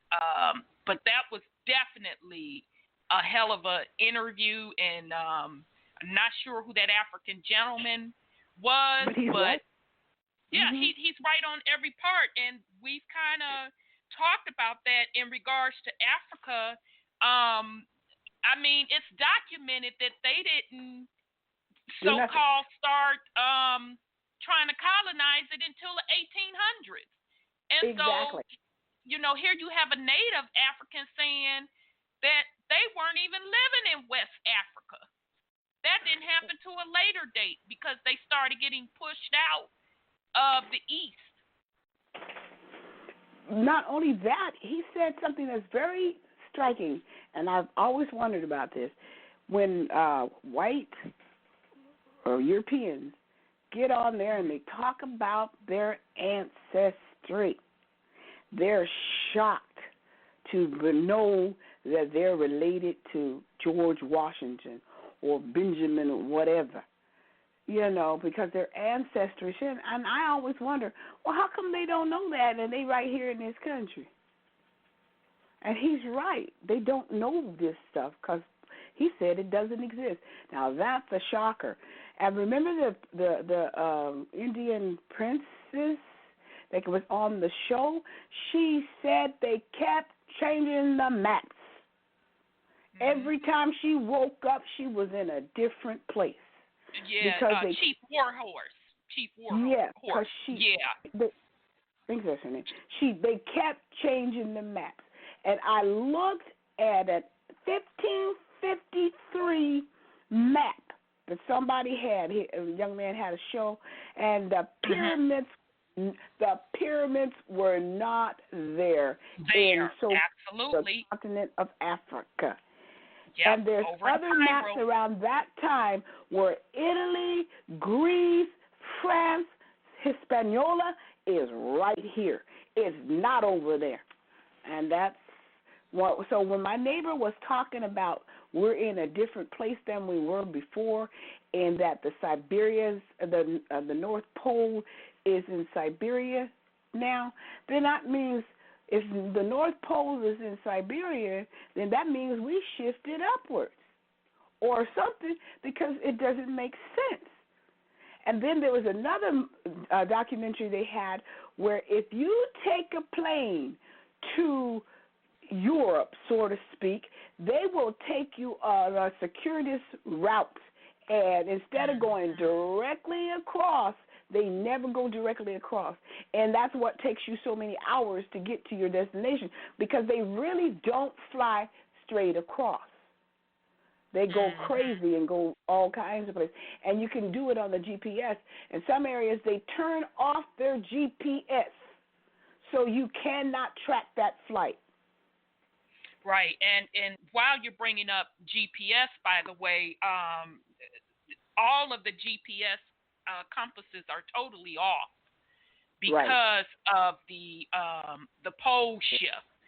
And specifically, and I didn't watch the video, I just saw the title of somebody saying that their GPS wasn't working at all. And I think that video came out yesterday. So as far as the names of the places, and I'm glad you brought that up, sis, because I've been wanting to say this and what we need to be mindful of. And I know, Brother Sean, you bring it up every week. I know you bring it up every week. And when I talk to you off line, you bring it up again, how words are spelled.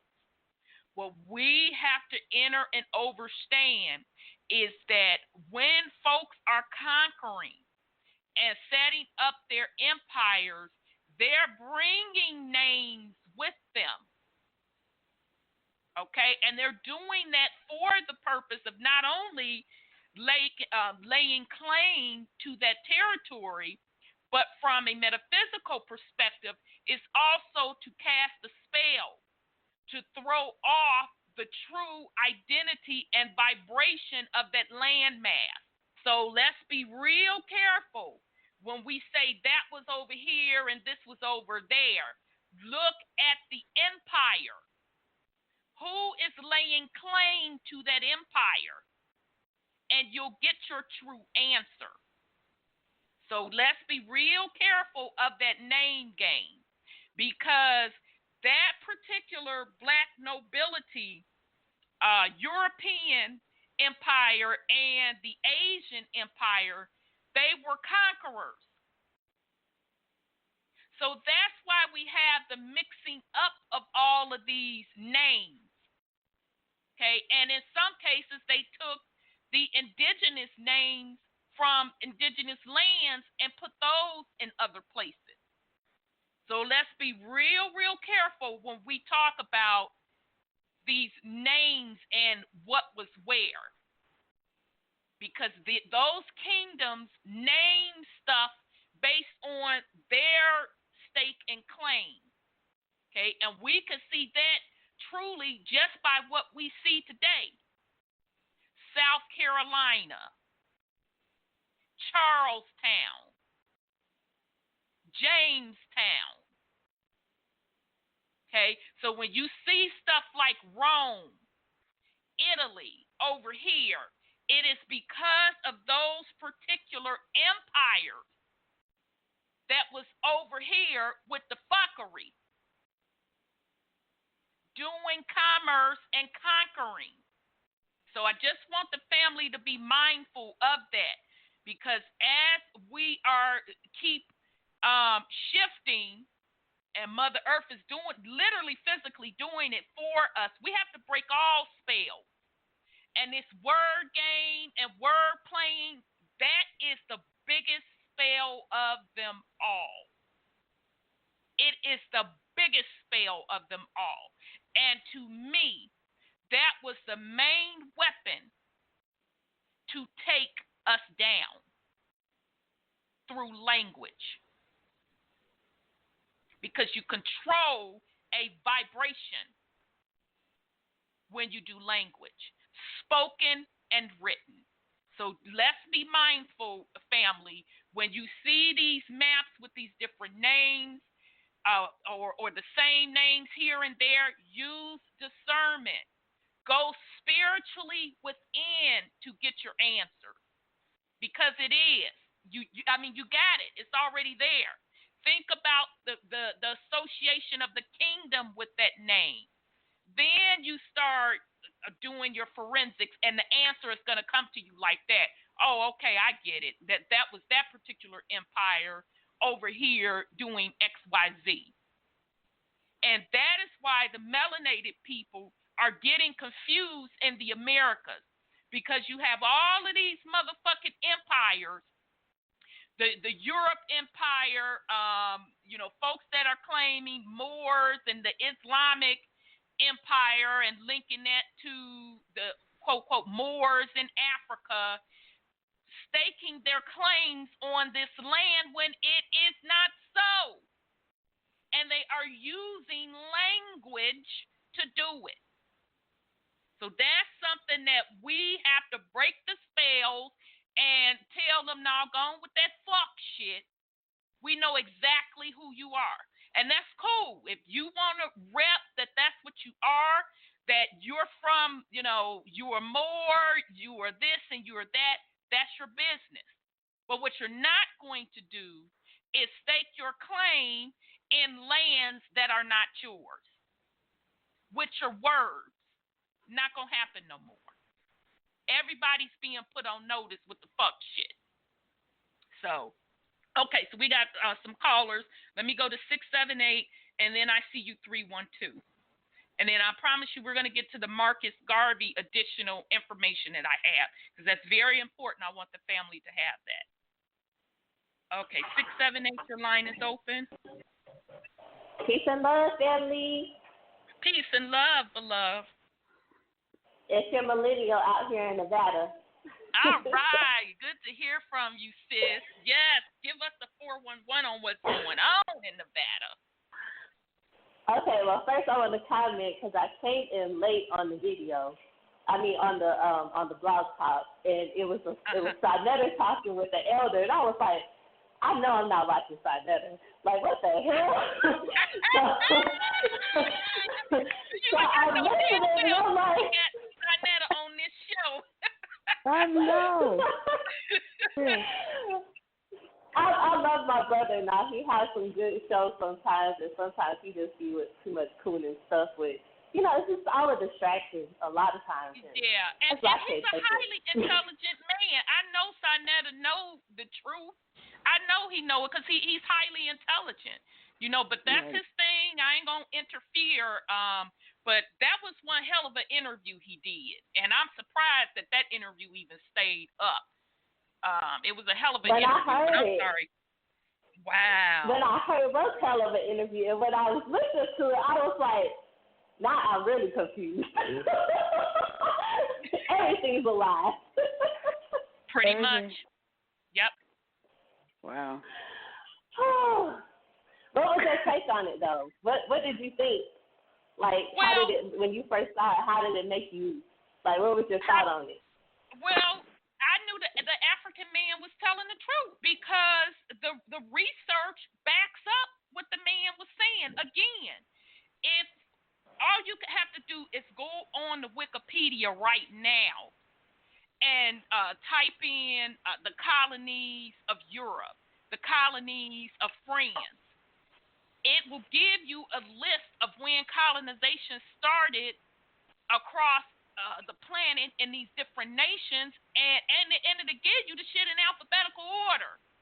And Africa, I think it was only one or two places that it says 1600 was when they started trying to colonize, and they were very, very small nations. The rest of that stuff wasn't until the 1800s.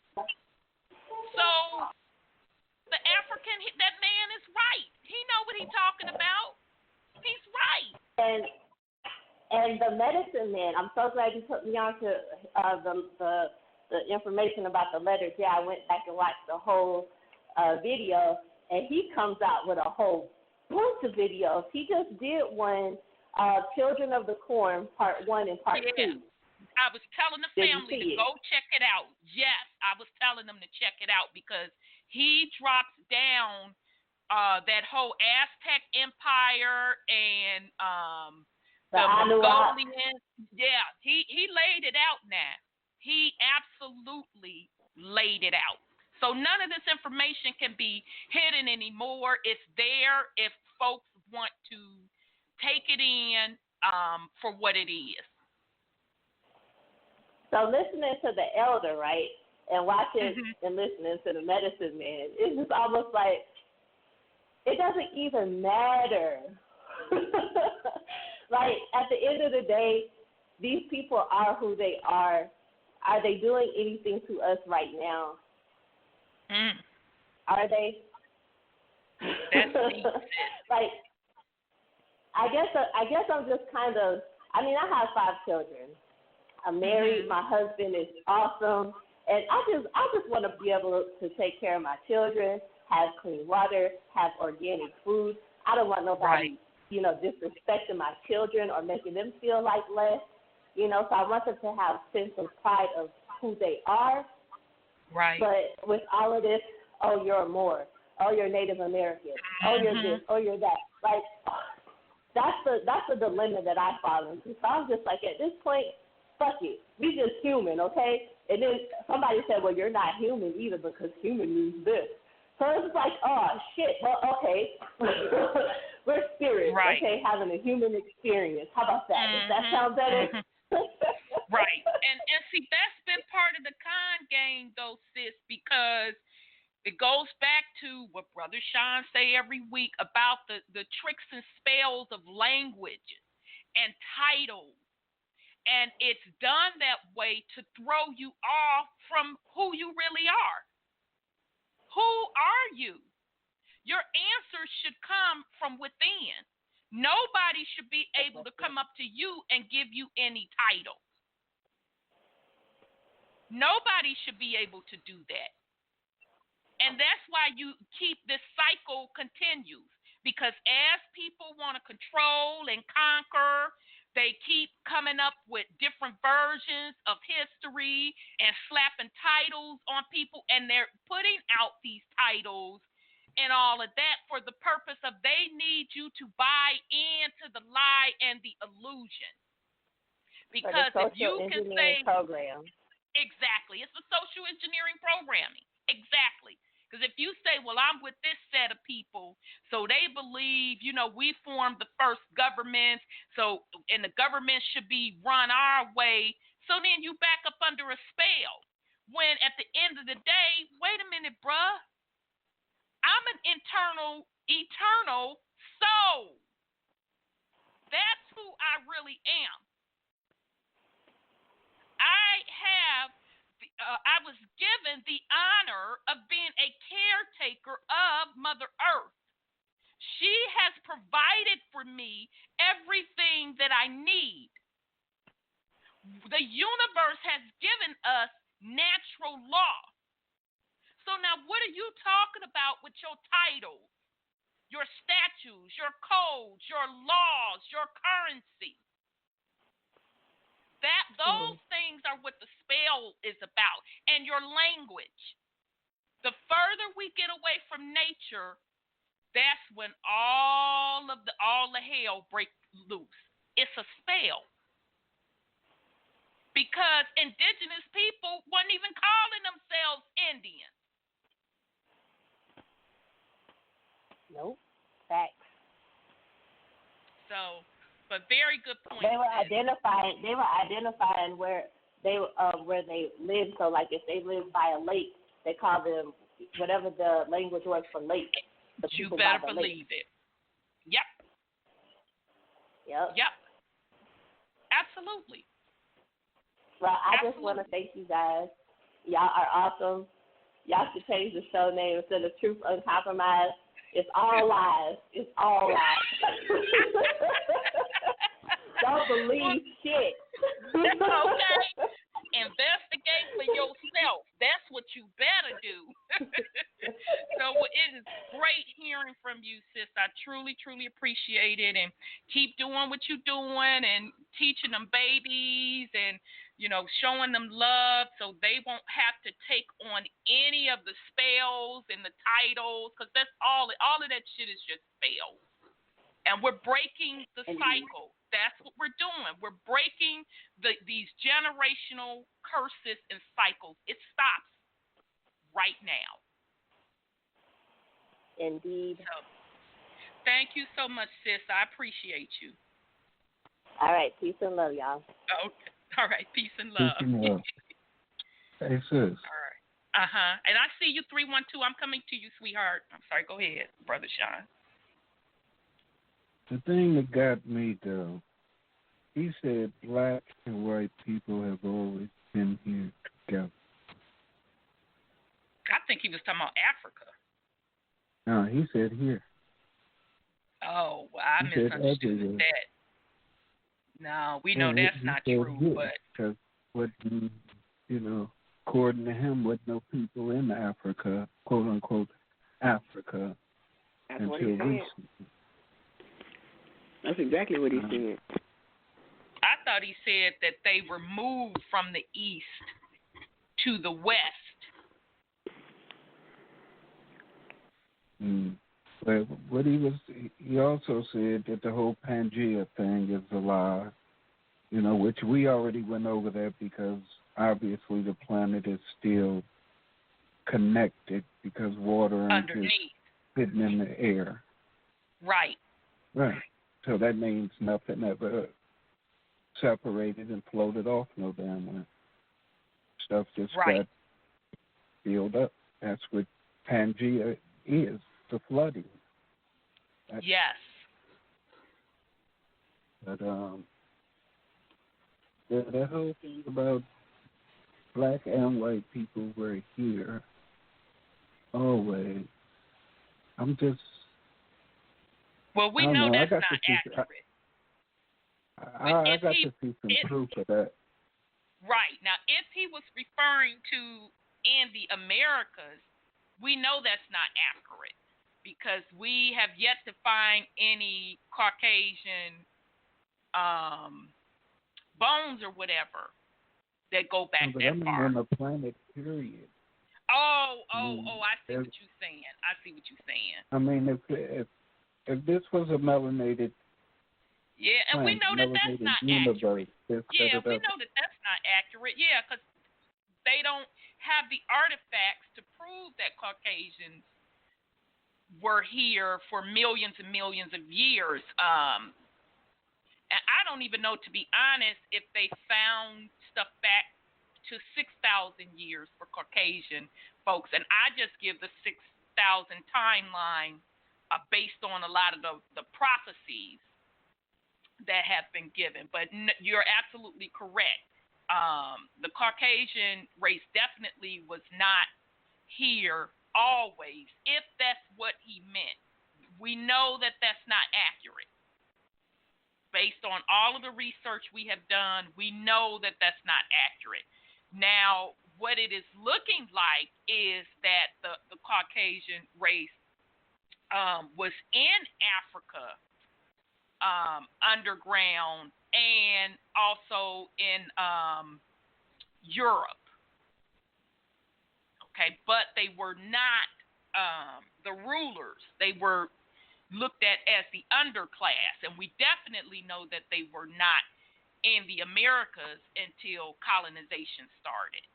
So, no, I totally agree with you on that, and thank you for pointing that out.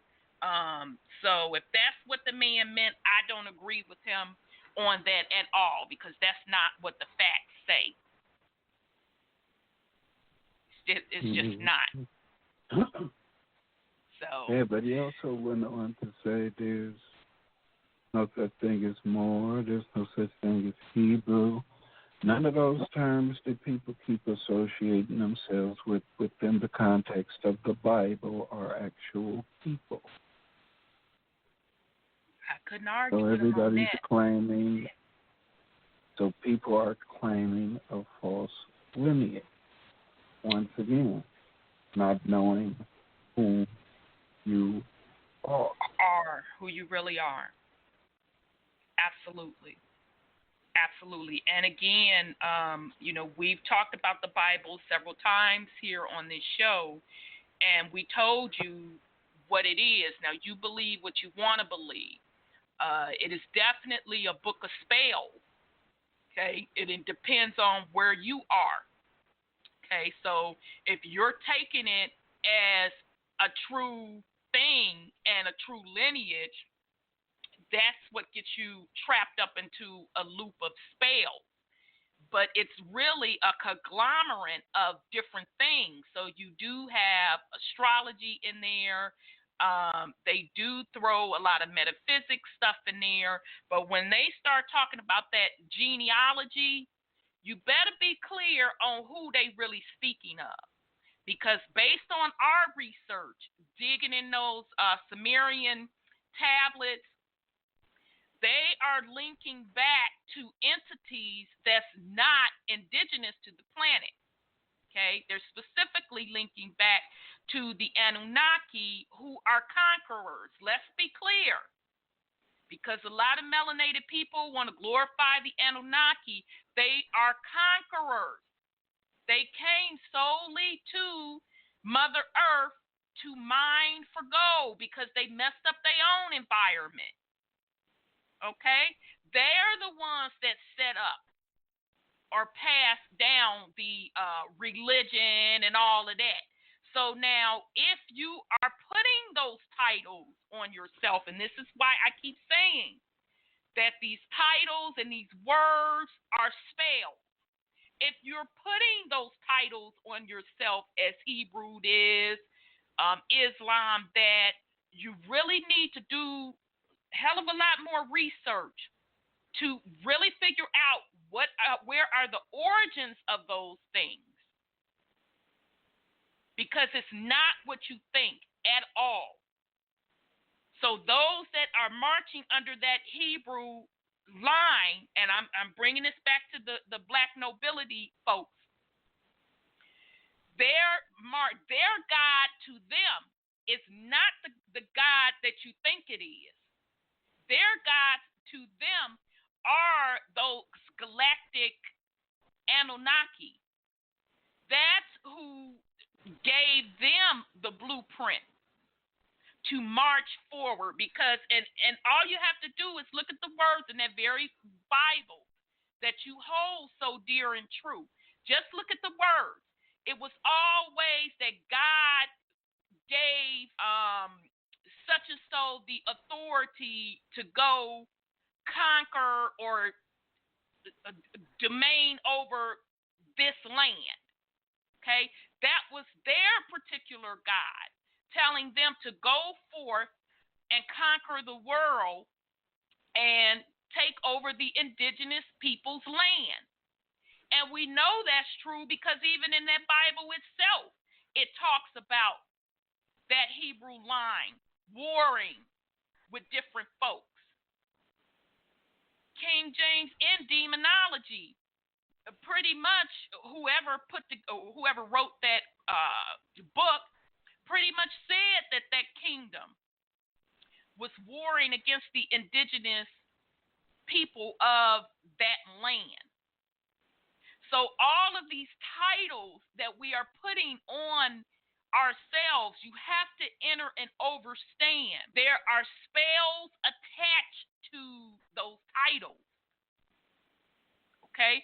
So if you're calling yourself Hebrew, that means you follow the Hebrew laws. So that means you have no sovereignty. You have given your sovereignty to whoever the God or the Lord is up under those laws. If you are going under the ideology of being a Moor in Islam, you have no sovereignty. I don't give a damn what paperwork you think you're filling out. You have no sovereignty because you have given up your sovereignty to whoever that God/deity is under Islam. And we could go on and on and on and on down the line. And out of all of those, none of them talk about being in tune with nature, Mother Earth, and natural laws. So just a word of advice for anyone that's wearing titles. Beware. That's all I'm saying. Because you are signing spiritual contracts. Let me say that again so you can be clear. when you are taking on the title of Christian, Muslim, Hebrew, Israelite, Jew, Buddhist, Hindu, you are signing a spiritual contract, and you have given your sovereignty in this realm and the spiritual realm to that deity. Now that's the truth. We are in the age of Aquarius. I keep saying and I keep screaming that Jesus crap and repping with different sets of deities, we're not even in that age anymore. So now it's up to you. If you want to keep clinging to it, that is your right. Don't get me wrong. That is your right. But just enter and understand you're not sovereign when you do that. You have handed over your sovereignty on this land, this realm, and above in the spiritual realm. So, very good point, Brother Sean. Okay. I'm going to get on this Marcus Garvey stuff. So I want y'all to be clear, because I know the African brother threw some heavy allegations there. Now, I didn't pull any info on Selassie. I actually had that info. I have to go back and dig it up, because Selassie, wasn't he like the ruler over Jamaica and the Rastafarians hold him in high regard, if I'm not mistaken? Okay. All right. Yeah. So, I would have to re-pull that information on him. I'm sorry, I thought he was Ethiopian. Yeah. Yeah, Ethiopian. Yes.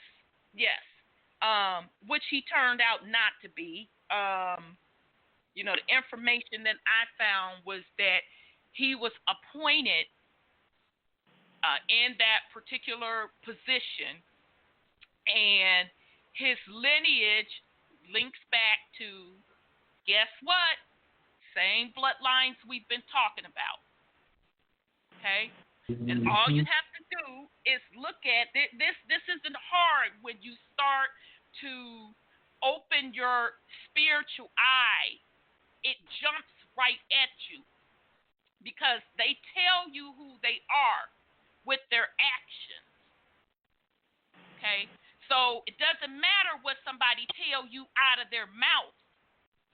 It is with their actions and their vibrations you can determine who they really are. Because most people on this plane, on Mother Earth, are acting. They're playing a role. They're playing a game. They have a mask on. Okay? So just like that Scooby-Doo episode, when they always thought it was some damn monster, then Scooby-Doo and them catch the monster and pull back the mask and find out who the true person is. Okay, so Selassie, just go and pull up some pictures and just notice him in his military royal getup. It's riddled with the empire crust from the Black Nobility and the secret society orders. He hung out with the Queen and the Rothschilds. Yeah, he did. And so is Garvey's stuff when he dressed out. Absolutely. Yes, he did. Yes, he did. Yes, he did. So let me see. I think I got the right one. Okay, if not, I might have to stop. I think I have the right one. So this is coming off of a book. Didn't we forget to call her, sis? 312? Huh? What you say? Didn't we forget to call her? Oh, I'm sorry. My bad. I thought I got everybody. I didn't get 312. No. I didn't. My bad. I apologize, 312. I'm just a talking. 312, your line is open. I'm sorry. Hey, family. Hey, Rhonda. This is Doria from Chicago. Hey, sis. How are you, beloved? I'm good. Before I get on my Chirac story, I wanted to say, with the Moors, he said that the Moors means that it doesn't mean the copper color. It means that you're better than the other person. Did you hear him say that? The guy on YouTube? To be honest, I couldn't understand what he was saying on that Moor part. He said the Moors means, in English, I'm more than you. Moors means, that you're better than, I'm better than you. Mm-hmm. Okay. He was using the spelling More, though. He was playing with words his damn self. And Marcus Garvey, when I looked him up and stuff, it said that Marcus Garvey was a Jamaican political leader. And so it just kind of reminds me how they just make up these characters. I mean, I don't really know, but, when I looked at it, it's so easy how they can make up a character, make up their life story. Mm-hmm. And, like, say, for instance, with Obama. Now, I've been staying over there 13 years. Like they said, Obama lived like he was like 5 minutes from where I was staying at the Woodlawn area. And that was his house on the corner. You go, you see all these black vans and all the guards and everything.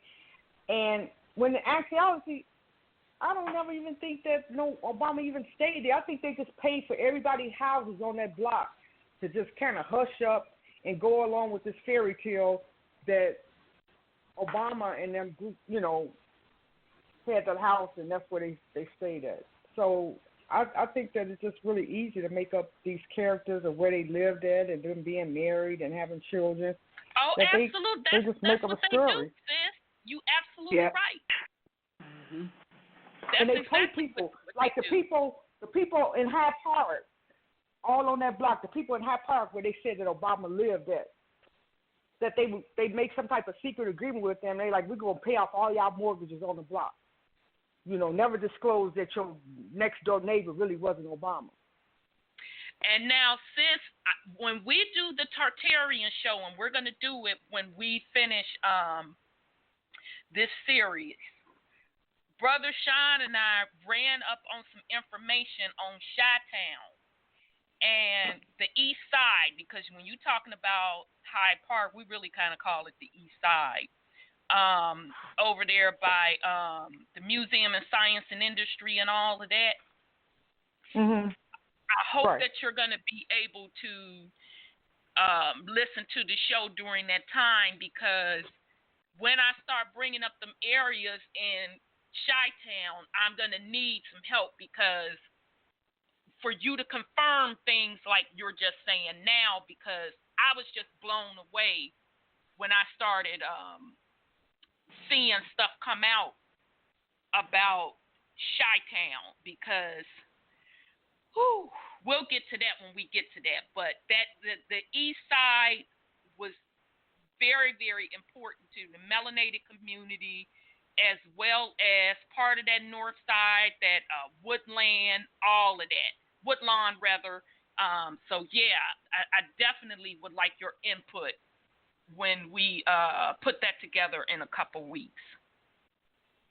Right. And also, I wanted to say that now, last time I talked to y'all, I had went to court, and that was January 4th. Yes. I mean, that was February. Yeah, February 4th. Today is that was 21st. January 4th. Yeah, today's the 21st. But when I went and I was telling you that the psychiatrist testified and say that I don't need nobody to represent me, I'm cool, I can talk for myself, I can speak for myself. Mm-hmm. And she had said that I was competent and I was indigenous to the land and the statutes and codes don't apply to me, blah, blah, blah. And then he continued it to that next month. So when I went to court, which was February 4th, Okay. They did a witch hunt on me, and now he been trying to force me to get a public defender. My attorney had quit August 1st, which I was good anyway because I was going to fire him again. But I was like, when he said see a psychiatrist. But anyway, when I went February the 4th, Rhonda, he forced a public defender on me. And that was on Monday. And I'm like, so she's standing up next to me and talking about, okay, we're going to schedule this for the 11th. This on the 4th. And I'm like, I object. You know, how can they? I mean, Shadrach is just so criminal. And this is straight up in criminal mode. This is straight up witch hunt. How you going to force a public defender on somebody who the psychiatrist and already wrote twice, and then you call her in, and then she tell you she's competent. She don't need nobody to speak for her. She don't. But see, when she said that, they can't move the case. The case has to be dismissed. When they say you're competent, you can speak for yourself, they can't move the case. They have to dismiss the case. They have to dismiss it. Unless they force an attorney on you or public defender, which he did on the 4th. And he forced her on me, and I'm like, she's like, oh, we're gonna carry this out until the 11th, February 11th. And I'm objective, but they not hearing nothing I say, nothing. So I was trying to figure out how can they just force somebody on you, but I'm like, okay, you in Chirac, so you know what time it is, but you have to use it to your best advantage. You fall on the And so then I said, you know, so we stepped outside of the courtroom. I said, listen, y'all done had me on this house arrest for a whole year. No crime has been committed. No injured party. This is crazy. Oh, that's okay. We're going to get you off next week. She said, I scheduled for 7 days. We're going to get you off. Now, that was Monday. Now, the 22nd, tomorrow will be a year that I was on. I'm off a house arrest, so let me go ahead and congratulate, celebrate. I don't have that animal bracelet on my ankle anymore. Which is good. As of the 4th, so, which is good. But just let me tell you this for a minute. I got to tell you this. Now, that was Monday I went to court. They say they're going to continue until the 11th. That Thursday at 10:30 in the morning, it's raining outside. I hear knock, knock, knock at my door. I open up the door, and who I see outside? 5 sheriffs. They came strolling in my house. I'm like, okay. So, hey, what's up? They was like, you need to go and put on your clothes because you about to go with us. You going to jail. I was like, wait a minute. Now, this was 3 days. I was in court 3 days. Do you have any type of documents or some type of order from the judge? They said, no, the judge ain't got nothing to do with this. You going to jail because you got 56 violations. Come and go with us. And I'm saying to myself, I know this is a scam because I already know how the sheriffs are. It's raining outside. They ain't broke. They ain't got no money. I text my sister, so they locked me up. No, they didn't. Let me back up. 5 sheriffs at my door. I'm a woman now. You got 5 sheriffs swarming in on me. Outside, they got 2 sheriff cars blocking the street and a sheriff van. Like, you would think I'm some type of criminal. I didn't kill somebody or something. You wouldn't think, oh, this all started over a recording device. So they took me in a car and they drove around for 2 hours picking up like 4 other people, talking about they got violations 120, 100 and stuff. It didn't make any sense because we know that it's not true because Monday when I went to court, Tuesday the sergeant called me and said, is something wrong with your box? He thinks you need to unplug or something wrong with your box. And then that was Tuesday. I'm like, okay then. Then a week before that, the sheriff came to my door talking about, you got all these doctor's appointments. We think you lying. Show us documentation. I pulled up my phone and I showed them all documentation to cut out all the false accusations. When you show them, when they say you have a violation, when you're on house arrest and the sheriff comes to your house, if you do not show documentation, you go into jail. The sheriff just came to my house January 4th. I had all my documentation because I know how they are. I know they cook cricket, but they never erase it. They never erase it. So even though they came to my house and I showed them documentation, on the other side they're supposed to erase all the violations. They don't. So they got these people with violations, 56 violations, like if you step 1 foot out of the way or if you go to the food pantry to get some food. So I know my rights. So I'll call them in a minute like, look, I'm starving. look, I'm about to go to Bethlehem Church, 8950 South Cottage Grove, food pantry, 9 to 11. Here go the phone number. I'm out of here. I'm going to get me some food because that's my unalienable right. You got to eat. Anyway, to make a long story short, they picked up 4 more other people, locked us up. I didn't see the judge till that morning, which was Friday that morning. So with other cases before, the judge was like, 120 violations? Who does that make sense? Are you just not picking them up? So it's very apparent that all of this is a scam just for them to pick up people to get money. Mm-hmm. And so I went in front of the judge, whatever, the public defender was there.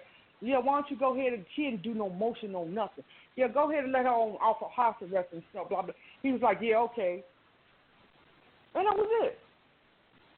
No motion, no nothing. Yeah, we're going to let her off of house arrest, but we're gonna replace it with pretrial services. All right, what the hell is that? Pretrial services and hit on probation. I was like, wait a minute. Nobody's been convicted. No crime has been committed with you. Oh, it's not probation. It's pretrial services. So that's what it's all. But hey, you know, I gotta come in when I go to court, which I gotta go to court next Thursday. I'm supposed to just when I get my piece of paper to say my court date. After court, I'm supposed to go down there to what they call pretrial services and show them the paper that say when my next court date. But the point of is that it's all BS. And when I had a meeting last on the 11th with the public defender, and I said, I just want to see what she's planning on doing. I said, what is your plan for my case?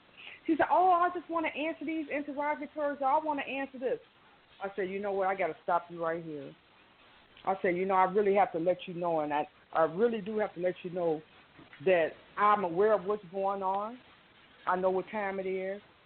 And I have to let you know that we're not kicking this can down the road no more. It's been a year.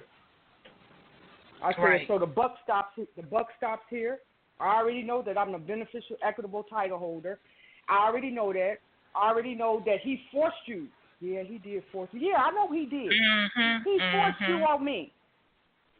I said, you can't administer my estate. You cannot administer my estate. You can't do that. Yeah, because it's commerce. That's the game they're playing. They're playing the game. Yeah, of commerce. but when they administer your estate, listen to me, Rhonda. When they administer, so they didn't took over. They didn't force this public defender on me, which makes it that I'm a ward of the state now and that I'm an infant because they didn't force them. So they gives them a chance to be the beneficiary to administer my estate. Absolutely. Now, when they administer your estate, Rhonda, that means that they steal all your property. They're going to go ahead and steal like $3 million, whatever they want, $10 million off your estate, and you don't get nothing. Right. You don't get nothing because they administer. Right. Yeah. So they're doing commerce. The dead man stuff. But I hand delivered them. I gave them a bill of complaint and equity and a presentment to void proceedings and jurisdiction. I said, here you go. Here go a hand delivered this personally to you. I said, now let me share something with you. Before you think about kicking down this can down the road for another year, I think you need to look in the file and look at my fee schedule. I do got a fee schedule in that file. I said, I think you need to take a look at it. I said, as a matter of fact, not only that, I said, but since here goes my Form 56. I said that I already had the judge as the fiduciary. I said, but since he forced you upon me, then right now I'm going to appoint you the fiduciary. So I'll appoint you the fiduciary right now, and I require you to settle and close this matter. And let me know by the 28th what you think. And look at that fee schedule because I don't think you want to kick this can down the road no more. Right. I'm pretty sure they'll be shocked that you knew all of that. That's interesting. Well, you wonder why people don't get paid, but with this document that I turned in, they gonna get paid because it's straight up commercial. So it's been a year. Yeah. Somebody got to pay. Yeah, so it ain't no you guilty and all of that. So it's either I pay or the prosecutor pay. But since he's so much on the prosecutor side and don't know that the prosecutor just gave him just a BS case, a third party complaint case, he ain't looking at that. The point is that they looking to get paid. Okay, so send me the documents. I'll go ahead and sign. You can go ahead and get paid. Because when they get paid, this document I put in, I'm also going to get paid because they cannot administer my estate. Holder in due course.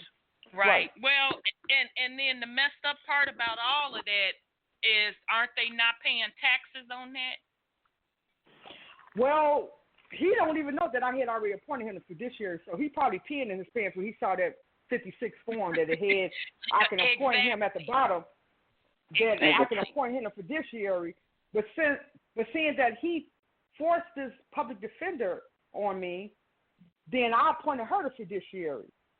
And I know because they all on the same team, so I know she probably went back and told him and showed him the 56. And also I showed them my power of attorney.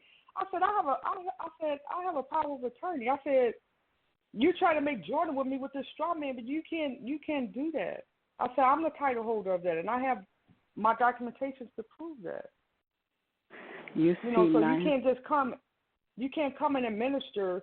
I said you just can't do that. I have my security agreement, my power of attorney, my hold harmless, and my copyright. I said you can't do that.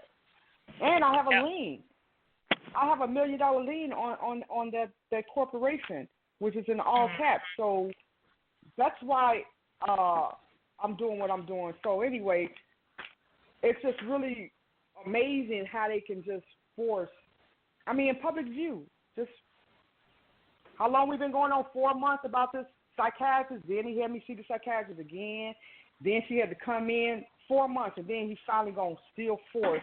And I objected, but they don't look at you. They look at you as dead. They don't hear you or whatever. Right, right. But he's not, again, it's commerce.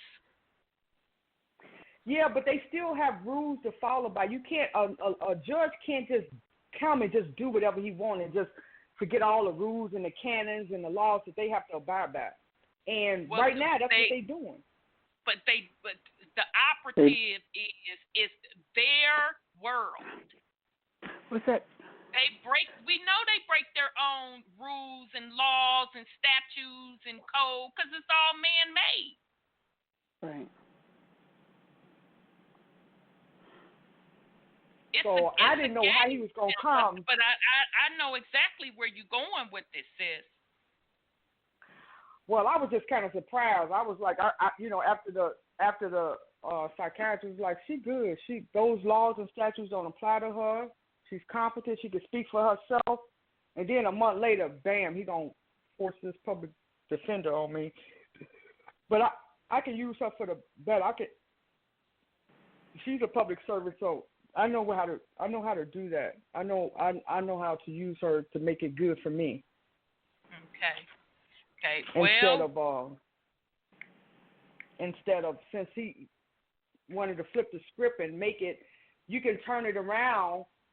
It's a way that you can turn it around for the good. So that's what I'm going to be working on. I am glad that I'm off of this. Huh? You can start using those UCCs.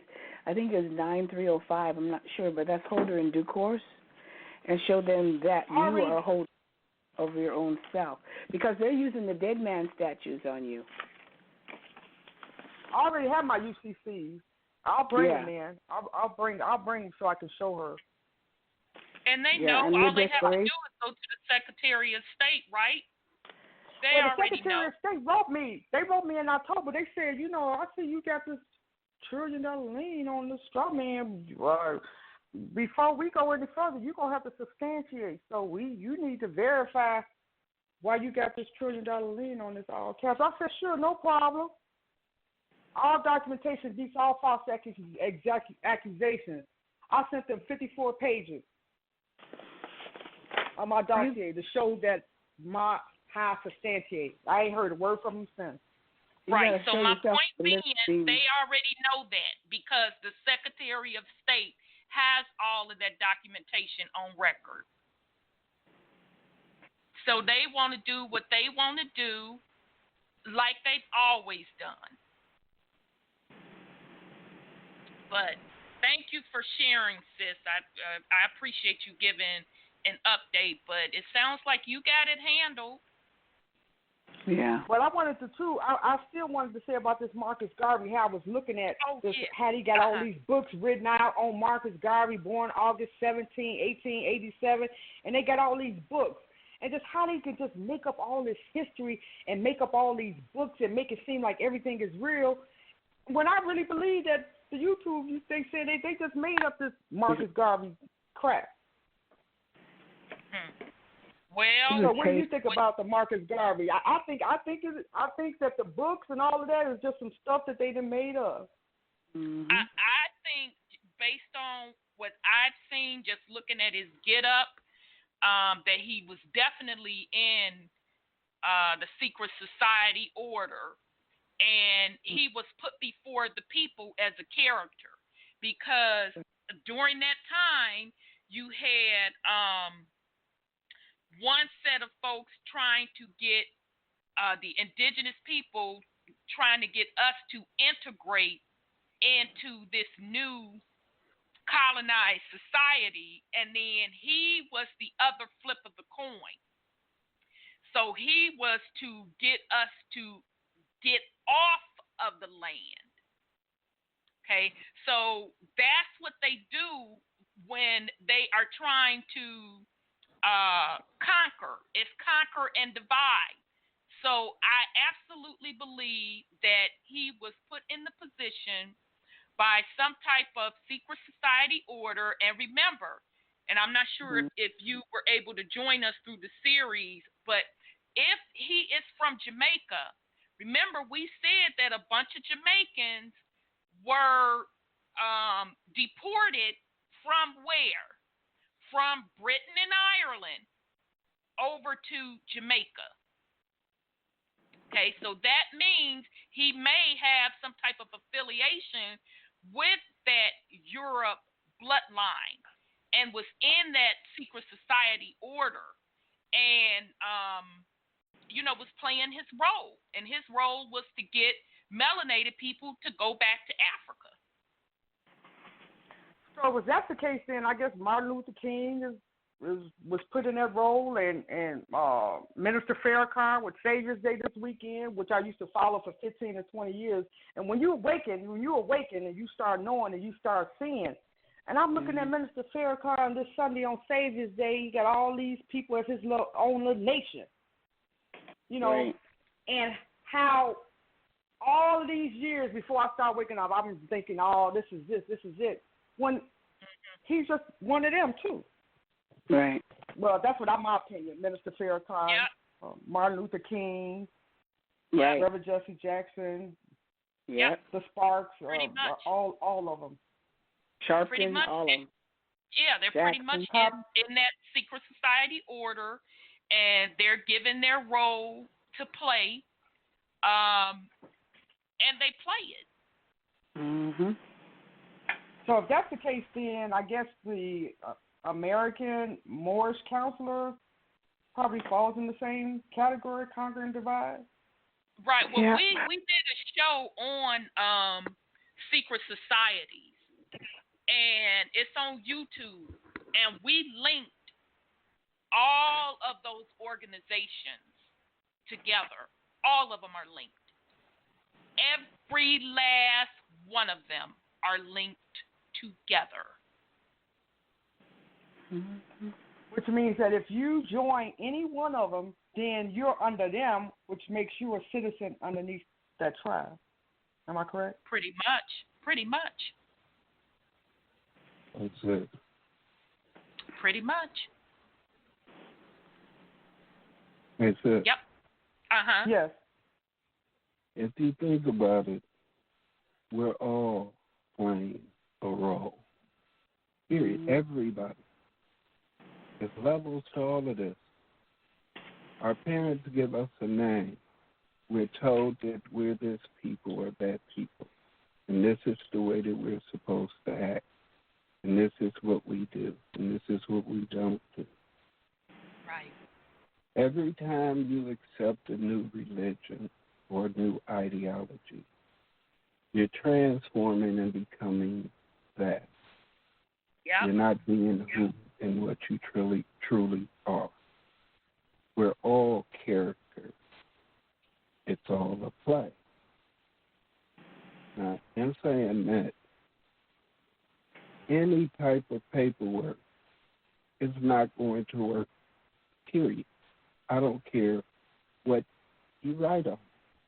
It's their system, period. Any type of trust that you think that you're talking about. I mean, who set up the trust? They claim they don't even know who you are. You think they set up a trust for you? And all that's coming through ecclesiastical law. That's coming through the Bible. Exactly. That's coming with the more. Mm-hmm. Yep. That's coming with that bullshit that they talking about to try and claim our land. So when you file any of that paperwork and say, I'm this, I'm that, you're saying that they got authority over you for you to even have to try and tell them who the fuck you are. You ain't got to tell them a goddamn thing. I mean, you in your situation with them, so you got to do what you got to do to get out of it. Right, indeed. But my thing is, we got to give up this whole name shit, period. Anyway, any title, anything that puts us within their jurisdiction. Yep. And that's not just talking about the legal system. Talking about the educational system, their whole system, period, which is multi-layered. Yes. They're attacking us all kind of ways. The key to everything is to just stop. Period. Ain't nobody got to get hurt. Nobody got to die. Ain't no bullets got to be fired. Nothing.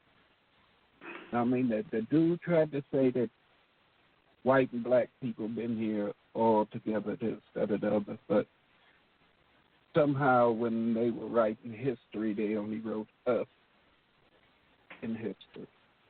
And forgot to get themselves a goddamn history. Okay, so he could go on with that. But, yeah, I totally don't agree with that. The thing is, if these beings have a soul, or if they belong here, or if they want peace, and we're all supposed to be one people, I'm tired of that bullshit. We all couldn't possibly be one. If in the Bible it say it was wars in heaven and this, that, or the other, and the Galactic Federation and all this say that it's wars all out in space and everybody fucking different, how are we all the same? To me, that's that turn of the cheek. They just keep putting another spin on this bullshit.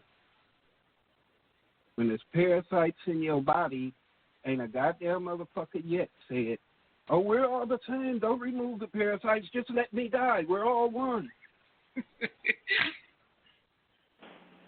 Every motherfucker that's still said that we all one and took a shot or done something to get them goddamn parasites out their ass. So obviously we're not all one. But the paperwork in our thing, period. We got to let all that go. That's still going along with their system. I mean, like I say, if you're in the situation, do what you have to navigate. Yeah, you handle your situation, absolutely. But do it wise. And 9 times out of 10, all they want is some goddamn paper. We keep hollering this fiat paper, it ain't nothing.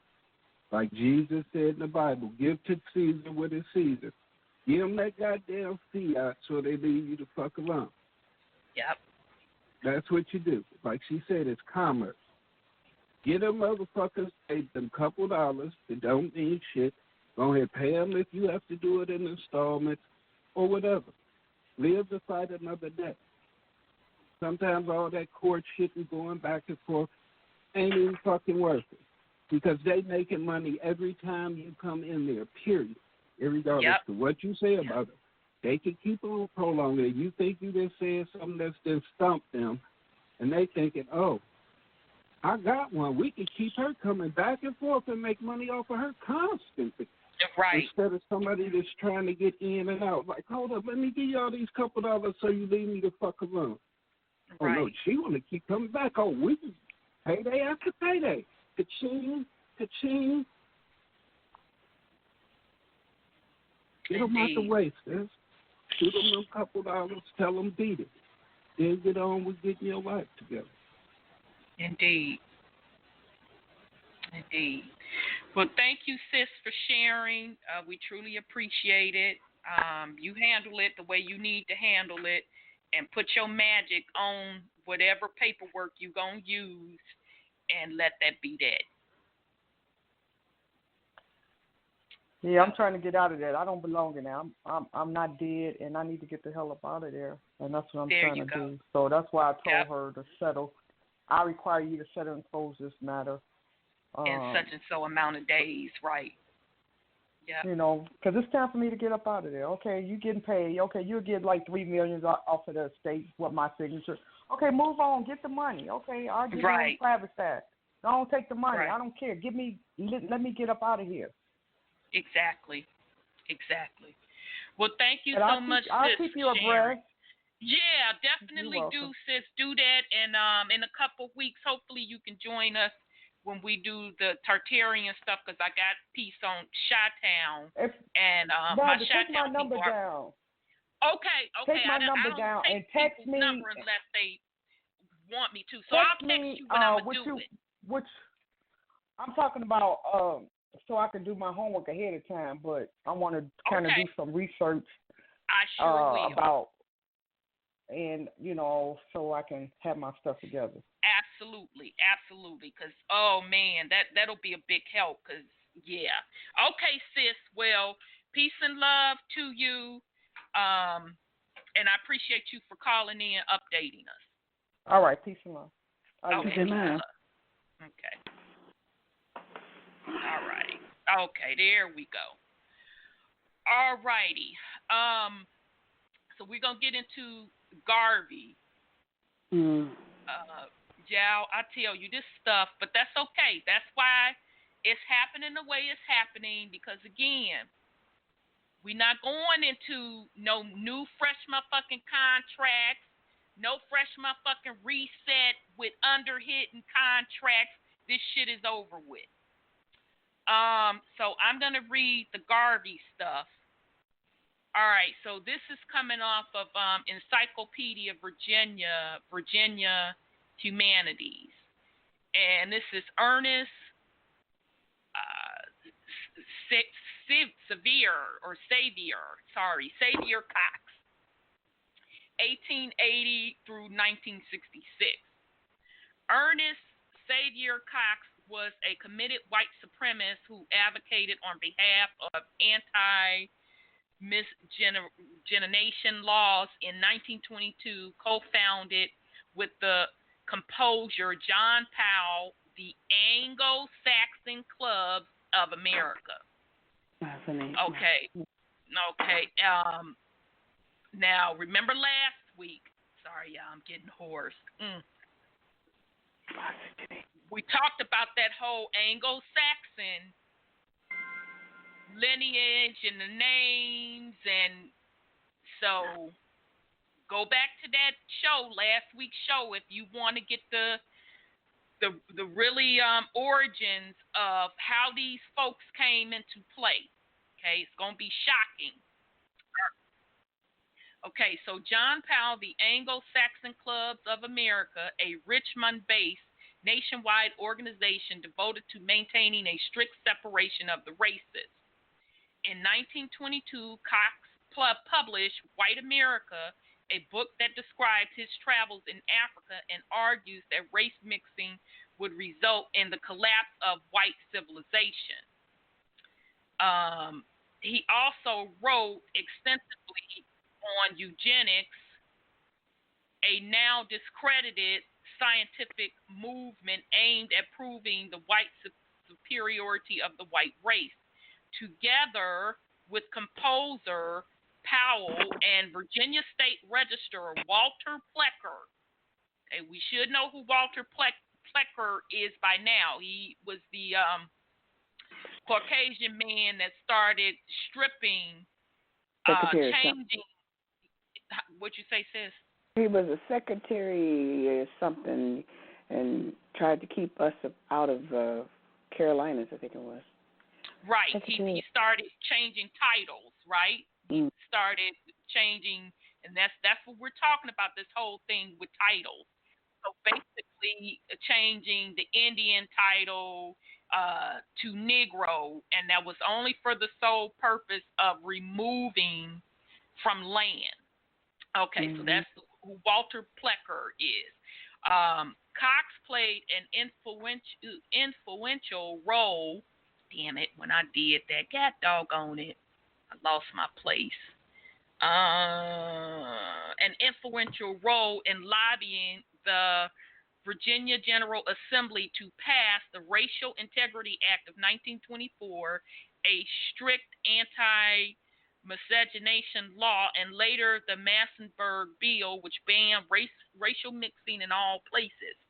In 1924, Cox formed an unlikely, now I can't make this up, y'all, here we go. Whew, y'all. I know, family, this shit gonna sting, but we gotta go forward in truth and love. All right. Together with composer Powell and Virginia State Registrar Walter Plecker, Cox played an influential role in lobbying the Virginia General Assembly to pass the Racial Integrity Act of 1924, a strict anti-miscegenation law, and later the Massenburg Bill, which banned racial mixing in all public places. In 1924, Cox formed an unlikely alliance with Black nationalist Marcus Garvey. Based on their shared belief that the only way to save the races was for African Americans to relocate to Africa. Cox retired from the real estate business in 1958 and died in Richmond in 1966. Okay, so once again, that African man, he was on point. That Garvey was not who he said he was, and he definitely was kowtowing with the enemy. Okay, so if he palling around with Cox them, who Cox was cool with Plecker, who Plecker truly was stripping away identities from the indigenous ancestors and giving them Negro title for the sole purpose of putting us off of the land. What the fuck is Garvey doing mixed up with them? So you know what this man's reputation is. And so y'all behind the motherfucking scenes coming up with a plan to get us to go back to relocate to Africa. So if Cox was in the real estate business, that lets me know, now this is just me putting my spin on it, that him and his buddies was financing Garvey's motherfucking effort.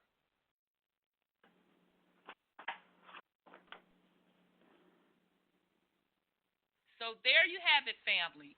So again, this is off of encyclopediavirginia.org. And this is Ernest Sevier, Sevier Cox. Okay, and so I'm not going to read the rest on dude because the rest ain't even relevant. But I did want to give you the connection of who Garvey was working with behind the motherfucking scenes. All right. Now, the other follow-up that I wanted to do, because we talked about that Saxon name. Whew, y'all, I know. Let me take another sip. And if I didn't get buzzed, I swear, y'all, I needed a little wine or a little nip, but I can only do water to keep my capacities together, because y'all, this stuff. We're going to talk about the last Saxon king, the House of Witten. Okay? Because remember last week when we talked about the takeover from the melanated Black Nobility dynasty to the Caucasian dynasty that we see now. We saw how Germany was into play, and Sis Cheryl came in with some excellent information verifying that King George, was the one that authorized the name changes of the Caucasians, the German side Caucasians, to Windsor. So they eventually held those titles. So, sis, I don't know if you wrote it down specifically, if you had those old names, if you want to. Charles. Okay, my bad. So, George, I apologize. It was Charles. Excuse me, you're right. George. First. Okay, George. Yeah, I heard he was a motherfucker too. George the first. After Charles died, George the First. Yeah, that's what it was. Okay, George the First. Okay, all right. So, did you write down the names of what they were called before? They were called Hammer, Gillis, and some other names, tons of other ones. I didn't write them all down. Okay, and they might tell it in this, because this is called The Last Saxon King, and this is off of a website, Elexten.com. So EXULANTEN.com. This is The Last Saxon King. The House of Witten. The House of Witten, a royal German dynasty. Okay, so let's just remember, all of Europe was melanated. Okay, so that includes Germany, France, Italy, Britain, Spain. All right, so I just keep wanting to bring that up. Okay, so here we go. The House of Witten, a royal German dynasty, lasted longer than every other German dynasty and was in power for 829 years. The longest time any European house ruled a country. For centuries, the German states known today as Saxony and Thuringia were ruled by the Wittens, Wettins. Some of the Witten line also ruled Poland and former part of the ruling house of Great Britain, Portugal, Bulgaria, and Belgium. There is a legend that the family descended from Witterkind, a Saxon chief in the days of Charlemagne. But the oldest recorded member of the House of Witten was, this may be what you're talking about, sis, Theodoricus. It was around the year 1000 that the family acquired Witten Castle on the Saale Rivers in Witten, Saxony, Anhalt, and changed their name to reflect the name of their territory. Okay, so I'm going to read that again. So remember how I was telling y'all. That's why we got to be careful when we get caught up in these names, because they've been doing a lot of fuckery with names and territories and slapping their name on something or taking somebody else's name. Okay, so now according to this information, they took that Witten name from that particular territory. Okay, so Heinrich and Ellenberg was given the title of Margrave by the emperor in 1089, and he was the first Witten who would reign as either Margrave, Duke, Elector, or King for the next 829 years. All right, so remember, even with them talking about what they ruled, was already people there. It's already indigenous people there. All right, So many of the Witten rulers had telltale names. Conrad the Great, Otter the Rich, Albrecht the Proud, Albrecht the Degenerate. Damn. That's a shame. Damn, that sounds like some melanated people just gonna slap together somebody to distinguish the two people. The Albrecht boy, which one? The degenerate one or the other one? But anyhow, Diedrich the hard pressed. Y'all, I can't make this shit up. Diedrich the hard pressed, Heinrich the illustrious, Johann the steadfast, Albert the resolute, George the bearded, Heinrich the pious, Johann, Frederick the Maximus, Anton the kind, and a bunch of Friedrichs. Friedrich the just, Friedrich the bitten, Friedrich the serious, Friedrich the belligerent, Friedrich the gentle, Friedrich the wise, Friedrich the strong, and Friedrich the strict. All of those adjectives had to end somewhere, and so they did, with the last Witten, Frederick III, Frederick August III, Johann, Ludwig, Karl, Gustav, Gregory Philip of Saxon. Shit, this is a bunch of fuckery. Frederick the Last, 1865 to 1932. Now, I'm going to say that again. I got to sip some water, all them damn names. Frederick the Last, 1865. Now, I'm going to pause. What happened in 1865 in the Americas? That's when they started ruling. They passed those bills. Exactly.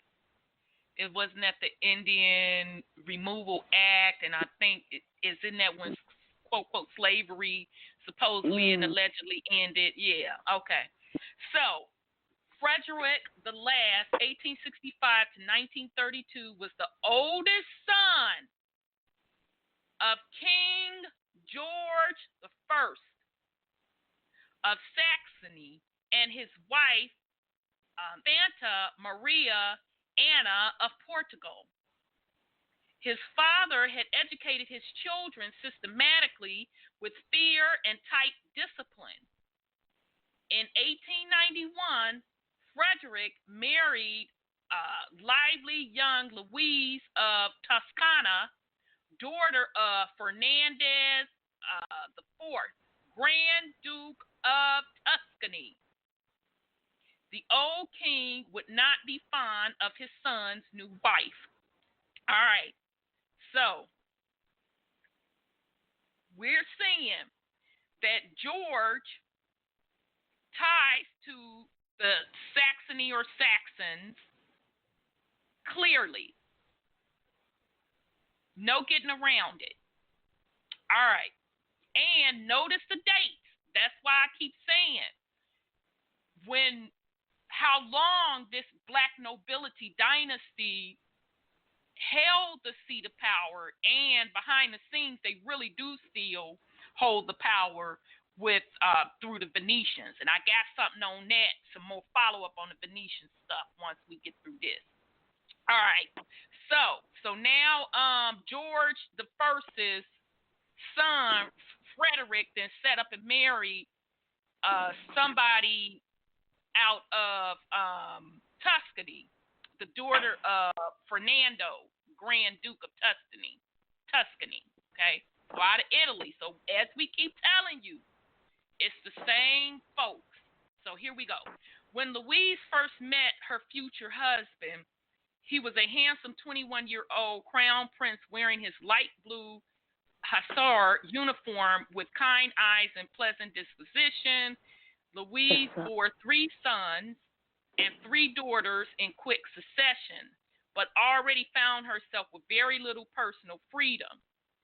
Women of the high aristocrat at the time were beginning to release themselves from patriarch rule, as well as was society in general. But Louise was surrounded by high expectations she found difficulty meeting and an overbearing father-in-law. Okay. If Louise wore a bathing suit to go swimming with her sons, rode a bicycle, or took a ride on the streetcar causing crowds to gather, reportedly she would get a room detention with a guard outside of her room, courtesy of her father-in-law. Her little princes were not normal children, she was reminded. They belonged to the state. That's interesting. Where have we heard that before? They belonged to the state, and her role with them was limited. Where have we heard those concepts before? The lady just said it. Exactly. Soon, so I'm trying to get us to enter and understand where this fuck shit came from. Soon, her frustrations mounted. Some claimed that she was simply suffering from depression and mental instability, which accounted for her loose morals and insubordinate behavior. Okay, then. In any case, Louise drama would entertain the press for years. Okay, so I'm going to try to read. Okay, it's not that much. I'm going to just go on and read through it. Okay, so shortly before Christmas of 1902, and following an affair with her children's Belgian tutor, Andre Gyron, whatever the hell his name is, Louise of Saxony abandoned her children and husband and fled into Switzerland with her lover, not only freeing herself from the serious obligation of royalty, but from the monotony and boredom of daily life. She was pregnant with her youngest daughter. After the separation, however, freedom did not come easy. Although King George allowed the separation in 1903, the High Regional Court in Leipzig ruled that Anna Pia Monica, Louise's youngest daughter, legitimized by her husband, although thought to be born of her liaison with Guerans, was still a Duchess of Saxony and therefore had to be sent back to Dresden. The Secret Service sent educators to get the child. Louise tried to visit her children in December 1904, but it was in vain since the police had the building surrounded. Anna Monica Pia was eventually taken into exile by her mother after becoming the subject of one of the greatest custody battles of the 20th century. The other children would be allowed to connect with their mother only at adult age. Louise herself was popular with the people, and before long, postcards with her image were circulated all over the world. In September 1907, Louise caused further scandal by marrying the composer Enrique Toselli, 13 years her junior, bearing him a son and becoming a countess. They divorced in 5 years, and Toselli gained custody of the son. He later wrote a tell-all book about his marriage and chaotic life with Louise. Louise died in March 1947 in her dwellings in Brussels, completely impoverished after being cut off from any financial support due to the war and separation from her children. She could have been the last queen of Saxony, but instead sold flowers from a cart for food money. So let me see. It says Frederick, because remember, Frederick is the son of George I, was a loving father and raised his children alone. He succeeded his father as monarch in 1904. And Saxony's economy and cultural life flourished under his reign. He was very popular and respected. He spoke endearingly to the people in the Saxon dialect. He was honest, forthright, and down to earth. As a speech he made during a ceremony for a new bridge indicates, his only words were, "Let's walk over it." It says the waning weapons in the beginning of World War I, Frederick supported participation but soon questioned it. Once he asked a soldier how long he had been fighting in the war. The soldier answered, "From the very beginning, Your Majesty." He replied, "So you have enough of it. You have had enough of it too." He abdicated on November 13, 1918, after the defeat of Germany in World War I, in which his sons bravely served in the military. He had forbidden his soldiers to use of firearms against revolutionaries during the November Revolution. He was the only German royal that renounced only his own rights for the throne, but not for his family's rights. He went to his castle, Siblenort, near Breslau, and lived there happily until his death. Over 200,000 people followed his coffin through Dresden after it was transferred by the railroad in a special train to the city, where he was buried in the family's grave of the House of Wettin. Thus, with his death, ended the rule of the House of Wettin. Still popular, even now, people leave flowers at his sarcophagus. All right. So I just wanted to give you that information on the last Saxon king. You see where it truly tied to King George. And as we know, King George was the one that authorized the name change of that Windsor, who has the throne to this day. Okay. He just authorized the name change. That's the ticket. It's nothing about giving them the throne. Did I miss it? Okay, so let's go over this. So I want to be clear. He authorized that name change so they can blend in to be able to take over the throne. Now, let's say that he didn't. He just authorized the name change just for the hell of it. Okay, let's just say he just did that just for the hell of it. And they took the throne. Bottom line is that Windsor is still tied to that family bloodline. They may not have been up on the totem pole. Obviously, they couldn't have been up on the totem pole if they were Caucasian. But they were some type of way tied to that bloodline. And they were authorized to change their name to blend in. So as I said, and as it was proven, it was an inside job. Yeah. They said they were part of Nehemiah. Yeah, I think it's Nehemiah. Because they have a coronation song, and that was related to David and Nehemiah. That coronation song they always play when one of them get coronated. Mm-hmm. Okay. All right, so that's that.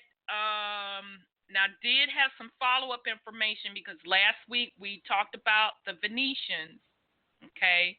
And so this is from a video.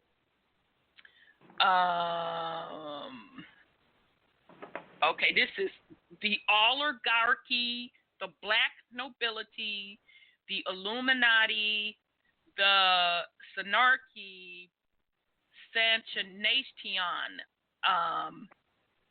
Damn, I didn't do the YouTube channel, y'all. Let me just hit it right quick.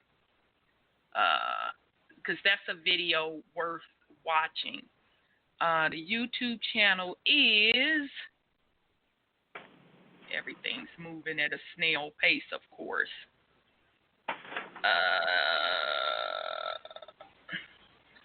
Okay. So the YouTube channel is called Sanchination. SANCHUNIATHON. That's the YouTube channel. The name of the video is The Oligarchy, the Black Nobility, the Illuminati, the Synarchy. All right. So, in the video, I literally had to write all this down because I guess this information, they didn't want to even talk over it. They put it up on the screen. Okay, so that was about probably the first 30 minutes of the video. All right, so it says London LaRoche wrote in Money or Credit in EIR of 10th September 2010. Hold on a second. Oh, let me see. Sis Cheryl is sending me something. Let me see. Okay, here we go. Thank you, sis. Ties to Germany, commonly called the House of Saxe-Coburg-Gotha. The actual name of the family was Wettin. Thank you, sis. I love you. Thank you, thank you, thank you. Prince Albert of Saxe-Coburg-Gotha was Duke of Saxony and Prince of Saxe-Coburg-Gotha when he married Queen Victoria on Feb 10th, 1840. His father, Ernest, was the reigning Duke of Saxe-Coburg-Gotha until his death in 1844, when he was succeeded by his eldest son, Ernest II, Prince Albert's elder brother. Okay, so let's go over this again, because I know she gave us this last week. So I want us to be clear. Ties to Germany, commonly called the House of Saxe-Coburg-Gotha. The actual name of the family was Wettin. Prince Albert of Saxe-Coburg-Gotha was a Duke of Saxony and a Prince of Saxe-Coburg-Gotha when he married Queen Victoria on February 10th, 1840. So it was just as I said. He may not have been real high up on the line, but he was in that line. Okay. His father, Ernest, was the reigning Duke of Saxe-Coburg-Gotha until his death in 1844, when he was succeeded by his eldest son.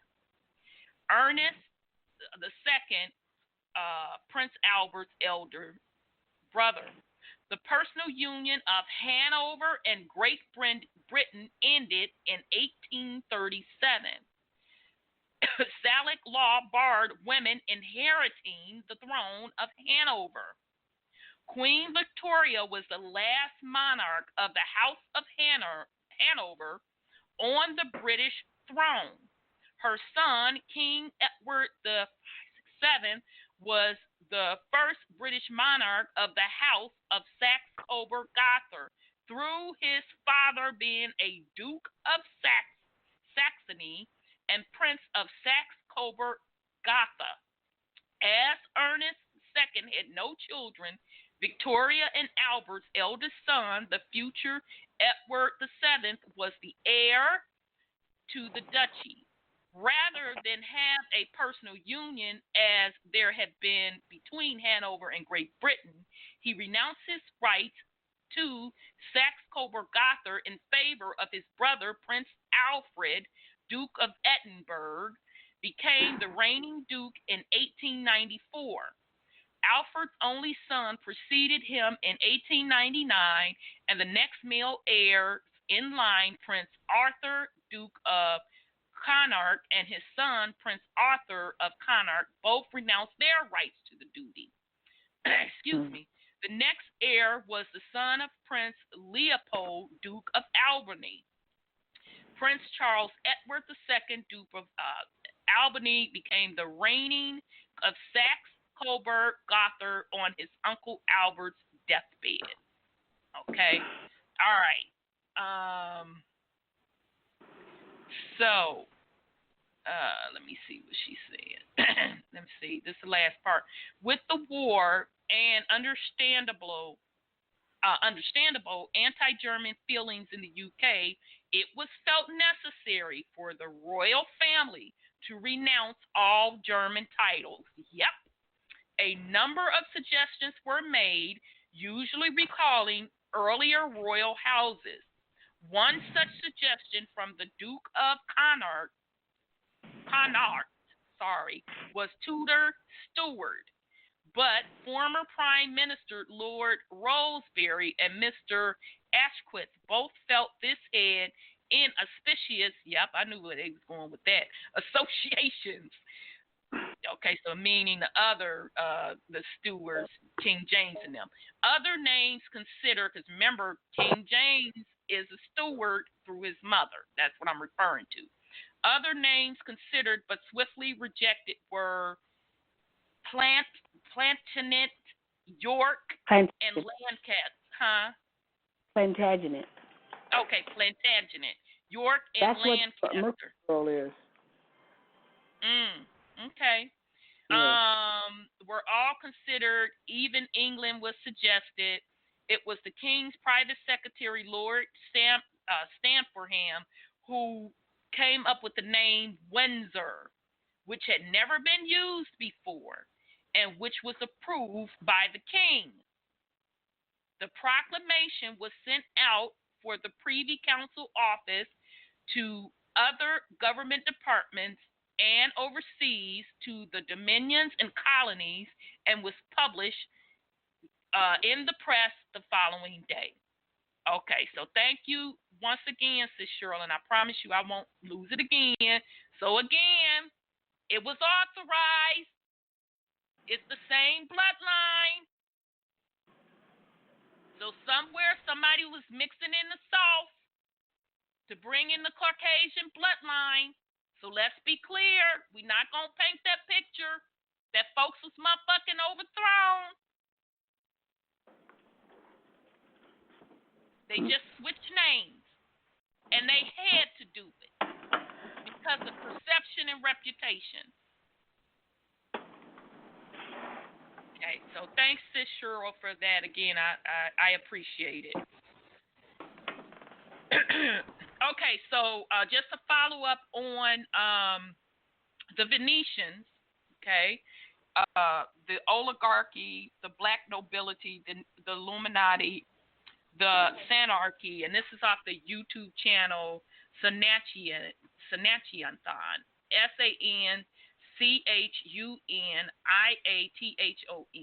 Okay, so Lyndon LaRoche wrote in Money or Credit in EIR of 10 September 2010 about 1492. Sorry, I gotta take a drink of water. 1492.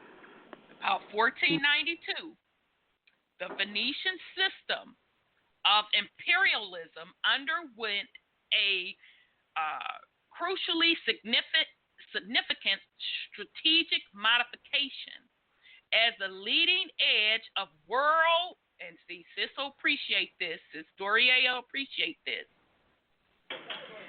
crucially significant strategic modification as the leading edge of world maritime power shifted from the Mediterranean into the Atlantic. The Anglo-Dutch imperial rose to world power, but LaRoche noted what did not change significantly with the shift from the Mediterranean to the Atlantic was the essential role acquired by Venice. Okay, so remember, we're still talking melanated people, melanated Black nobility.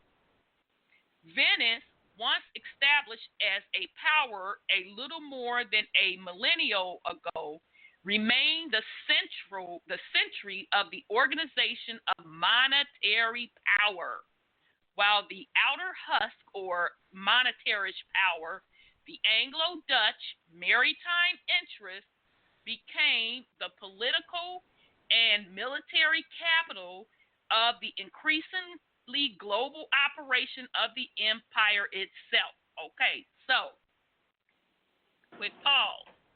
This should bring us full circle with the Americas when the Dutch came over here, particularly we talking in the East, Virginia, New York, and all of that, and had their Dutch company and was doing commerce.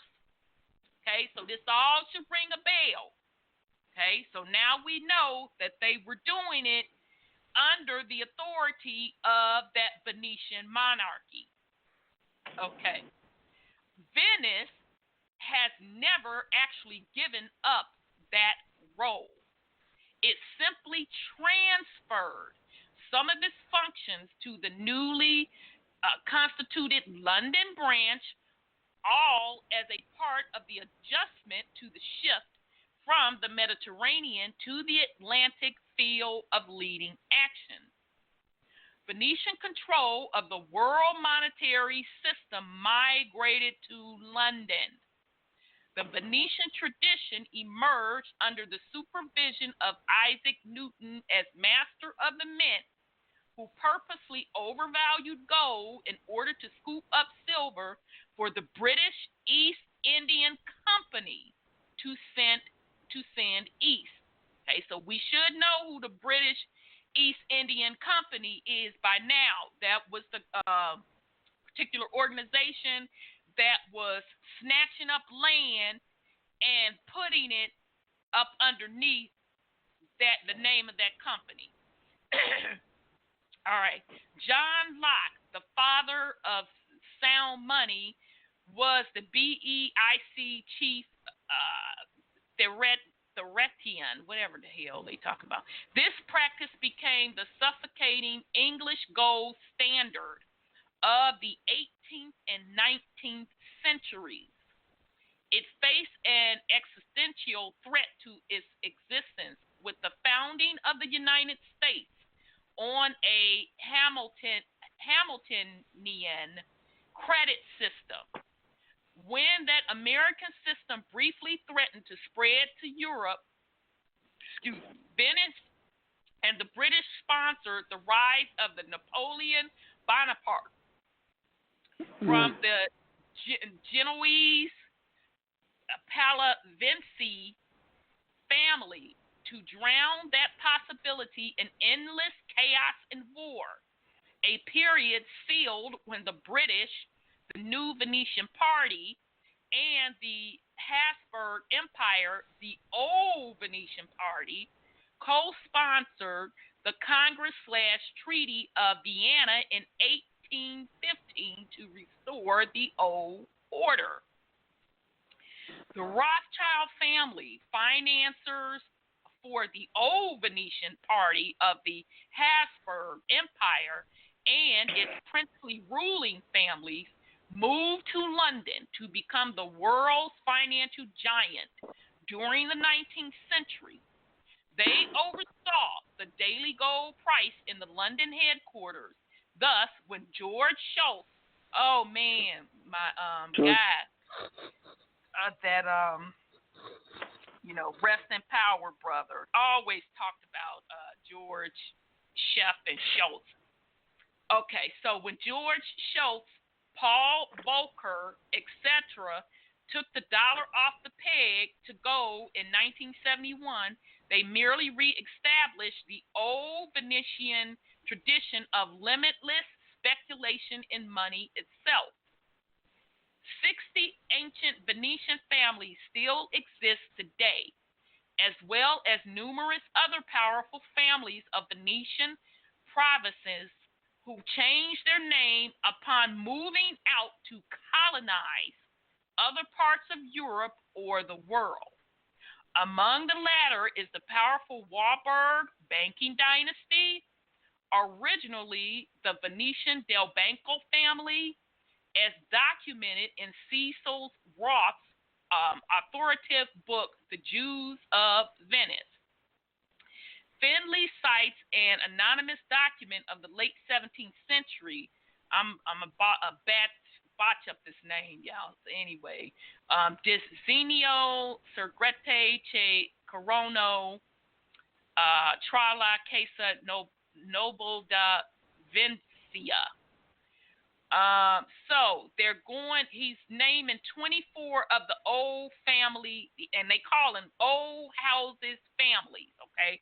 So before I go into reading these names, I just want us to be clear that this is what I talk about when folks we put these titles on ourselves, okay? Because these houses of names I'm about to read or whatever, the end of the day, this is all on the physical side. And, who is reigning over the people and taking the people's sovereignty, okay, through these families, through these one or two bloodlines, okay? But from an esoteric spiritual perspective, when you align yourself with these particular spiritualities and religion, you are aligning yourself to these deities that are connected to these bloodlines, that are, quote, quote, giving their people the power to reign over you. Okay? So I want us to be clear on what it means when you're taking on titles, what it means when you are taking on religion. And I hope that what we're getting out of this on how old and how deep the commerce game goes with the applicable paperwork, with the applicable that the mother doesn't even have authority over her child. They're the ward of the state. They're the property of the state. I hope that you all are inner and overstanding this information. This shit ain't new. None of this shit is new. It's just been repackaged. All right. So it's 24 of the Longhi or Case Vici family. So that's the old house family. So those surnames are Baudier, Barzi, Bassagi, Bemby, Brigaden, Contarini, Corner, Dandilo, Dauphlin, Failure, Gastanini, Grand Denigio, Memo, Michiel, Morsosini, Paulini, Carini, Salomon. I found that interesting. Sananto, Soranazo, Tiapolo, Zane, Zen, and Zorzi. Okay, so that Zen kind of also reminds me of some type of Asian dynasty. I found that interesting. And of course, the Longhi. And then they said they have about 35 T of votes in the Grand Concierto during the 1600s. So now the Curti house, Barbergio, Donato, Porcari, Gramani, Gredi, Lando, Loredin, Melipari, Marcello, Marcingio, Mauro. Okay, I found that Mauro interesting because I know a lot of Moors associate themselves with that Mauro.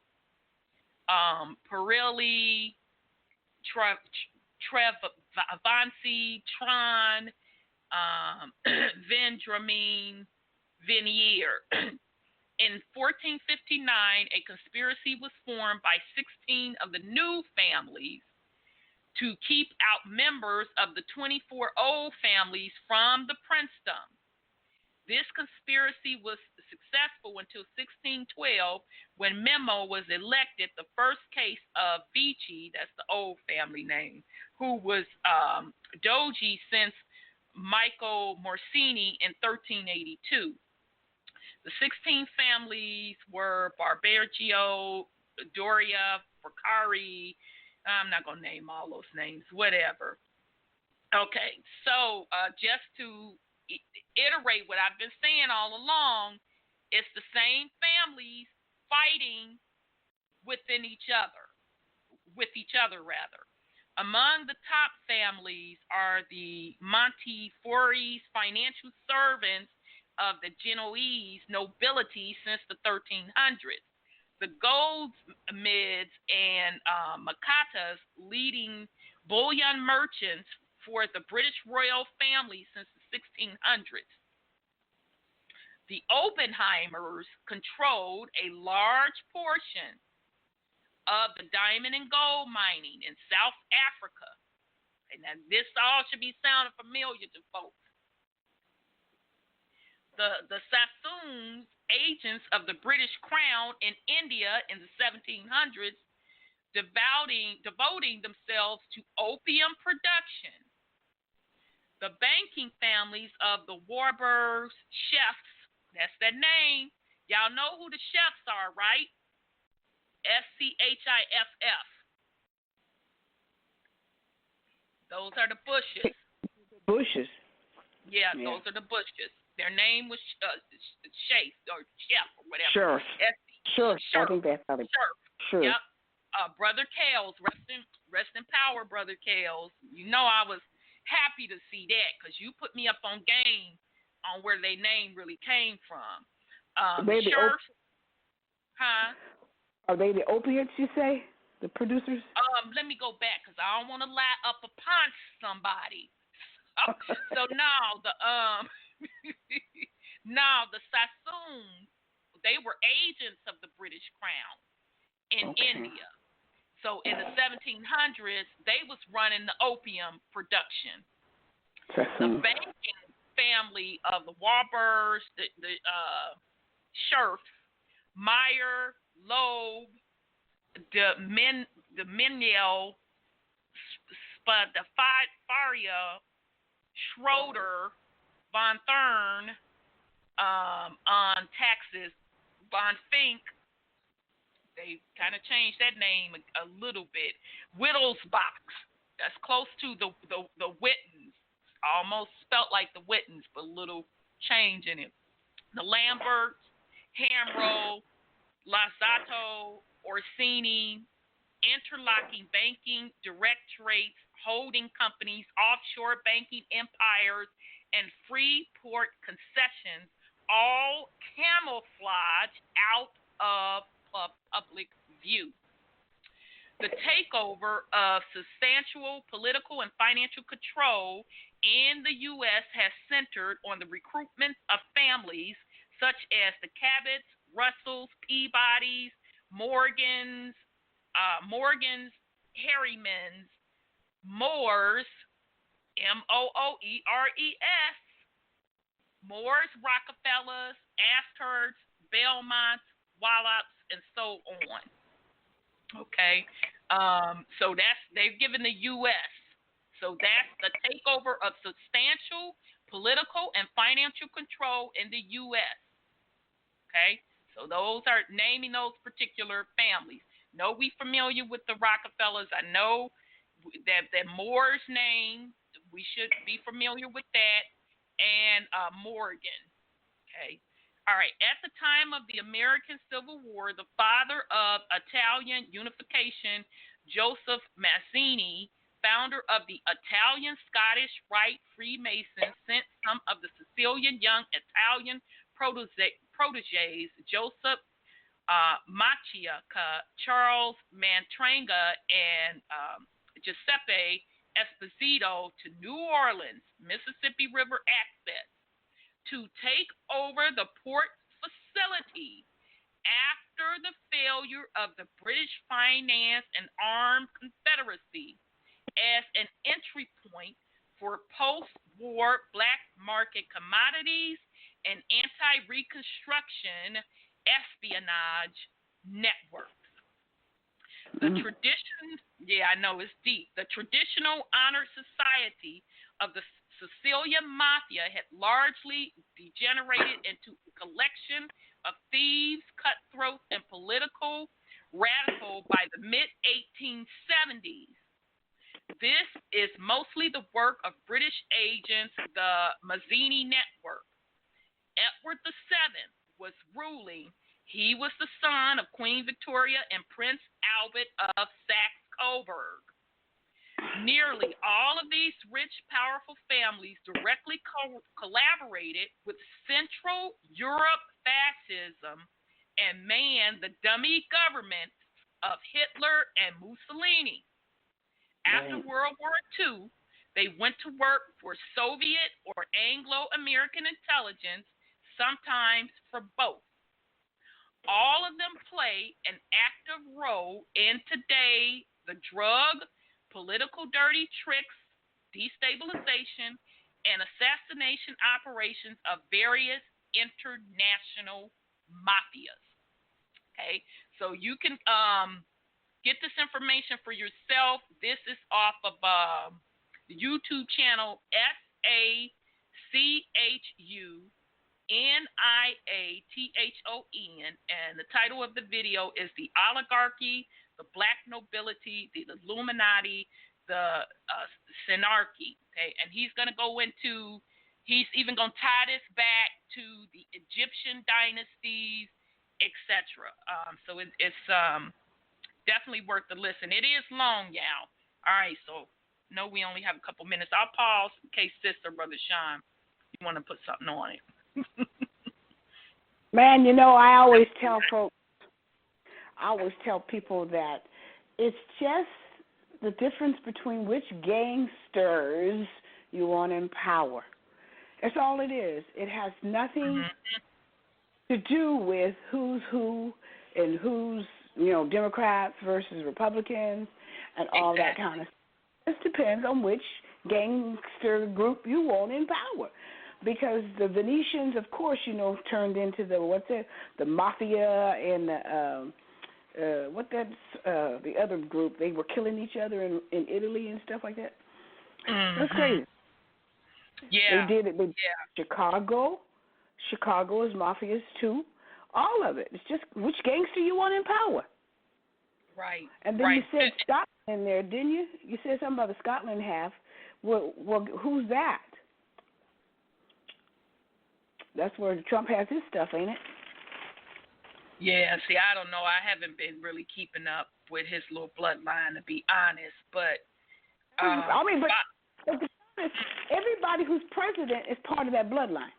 And I keep telling people that. So, you know, if they want to keep bullshitting themselves, that's on them. It's just infighting in between their families. It always has been that way. And continues, as far as what they do within their family, that's their business. That's none of my so-and-so business. What's my business is me and mine and our divine sovereignty within itself. That's what's important and what everybody continues to miss, because everybody wants to throw a title on themselves and represent somebody's set, not entering understanding what that really means when you representing a set instead of being who you are, which is you. You're not supposed to be up under any of that. So, of course, we're going to have to pick up next week because I still didn't get to the Chinese. We still got a bunch of other stuff to go over. But I did want to get those follow-ups in. I thought it was very important for us to go back over those follow-ups. Sis, do you have any last words for the family? I was just thinking about the Sicilians because they had something to do with that. They had a movie out with Robert De Niro about that, their role in that 1492 with Columbus thing or something. So, just mafia. I knew it was just mafia. You can tell by how they act. But anyway, it's very informative. It's an eye opener, and it's really depressing actually. But that's what rules this planet. I know it is depressing, and I know, you know, like I said last week, I know that this was going to be painful, but it is necessary for us to do it because we are breaking the spells, and you're only going to break the spells through truth and love. So, absolutely. Brother Sean, you have any last words for the family? Okay, I thought I lost I'm you. here. Hit us up on our Facebook page. Yep. Okay. All right, family. So we'll be back next week. We're going to continue the series. We're going to get into the Black Chinese, and we still need to get into a little bit of World War II. And then Sis and Brother Sean remind me to point out to the family who Harriet Tubman was related to, because I don't over that, because that's some great information as well. I know, so I don't want to skip over that. So remind me. I'll kind of try to put it in my notes too. So family, thank you very much. We'll be back next week. One thing now. With the whole mobster thing, that's just like with the military and every other war. They fund both sides of it. They don't give a fuck who dies. They really don't. They really don't. It's just about maintaining that dynasty. Absolutely. They don't give a fuck. It's about maintaining a dynasty. I just named just parts of the families. I know that ain't all of the families. They distinguished it between the old family, the original family, and the new family. They don't give a damn about none of that. It's all about maintaining the dynasty, maintaining world power. And they're only able to keep doing that because the populace turning over their sovereignty to them. Like I said, sovereignty starts in the mind.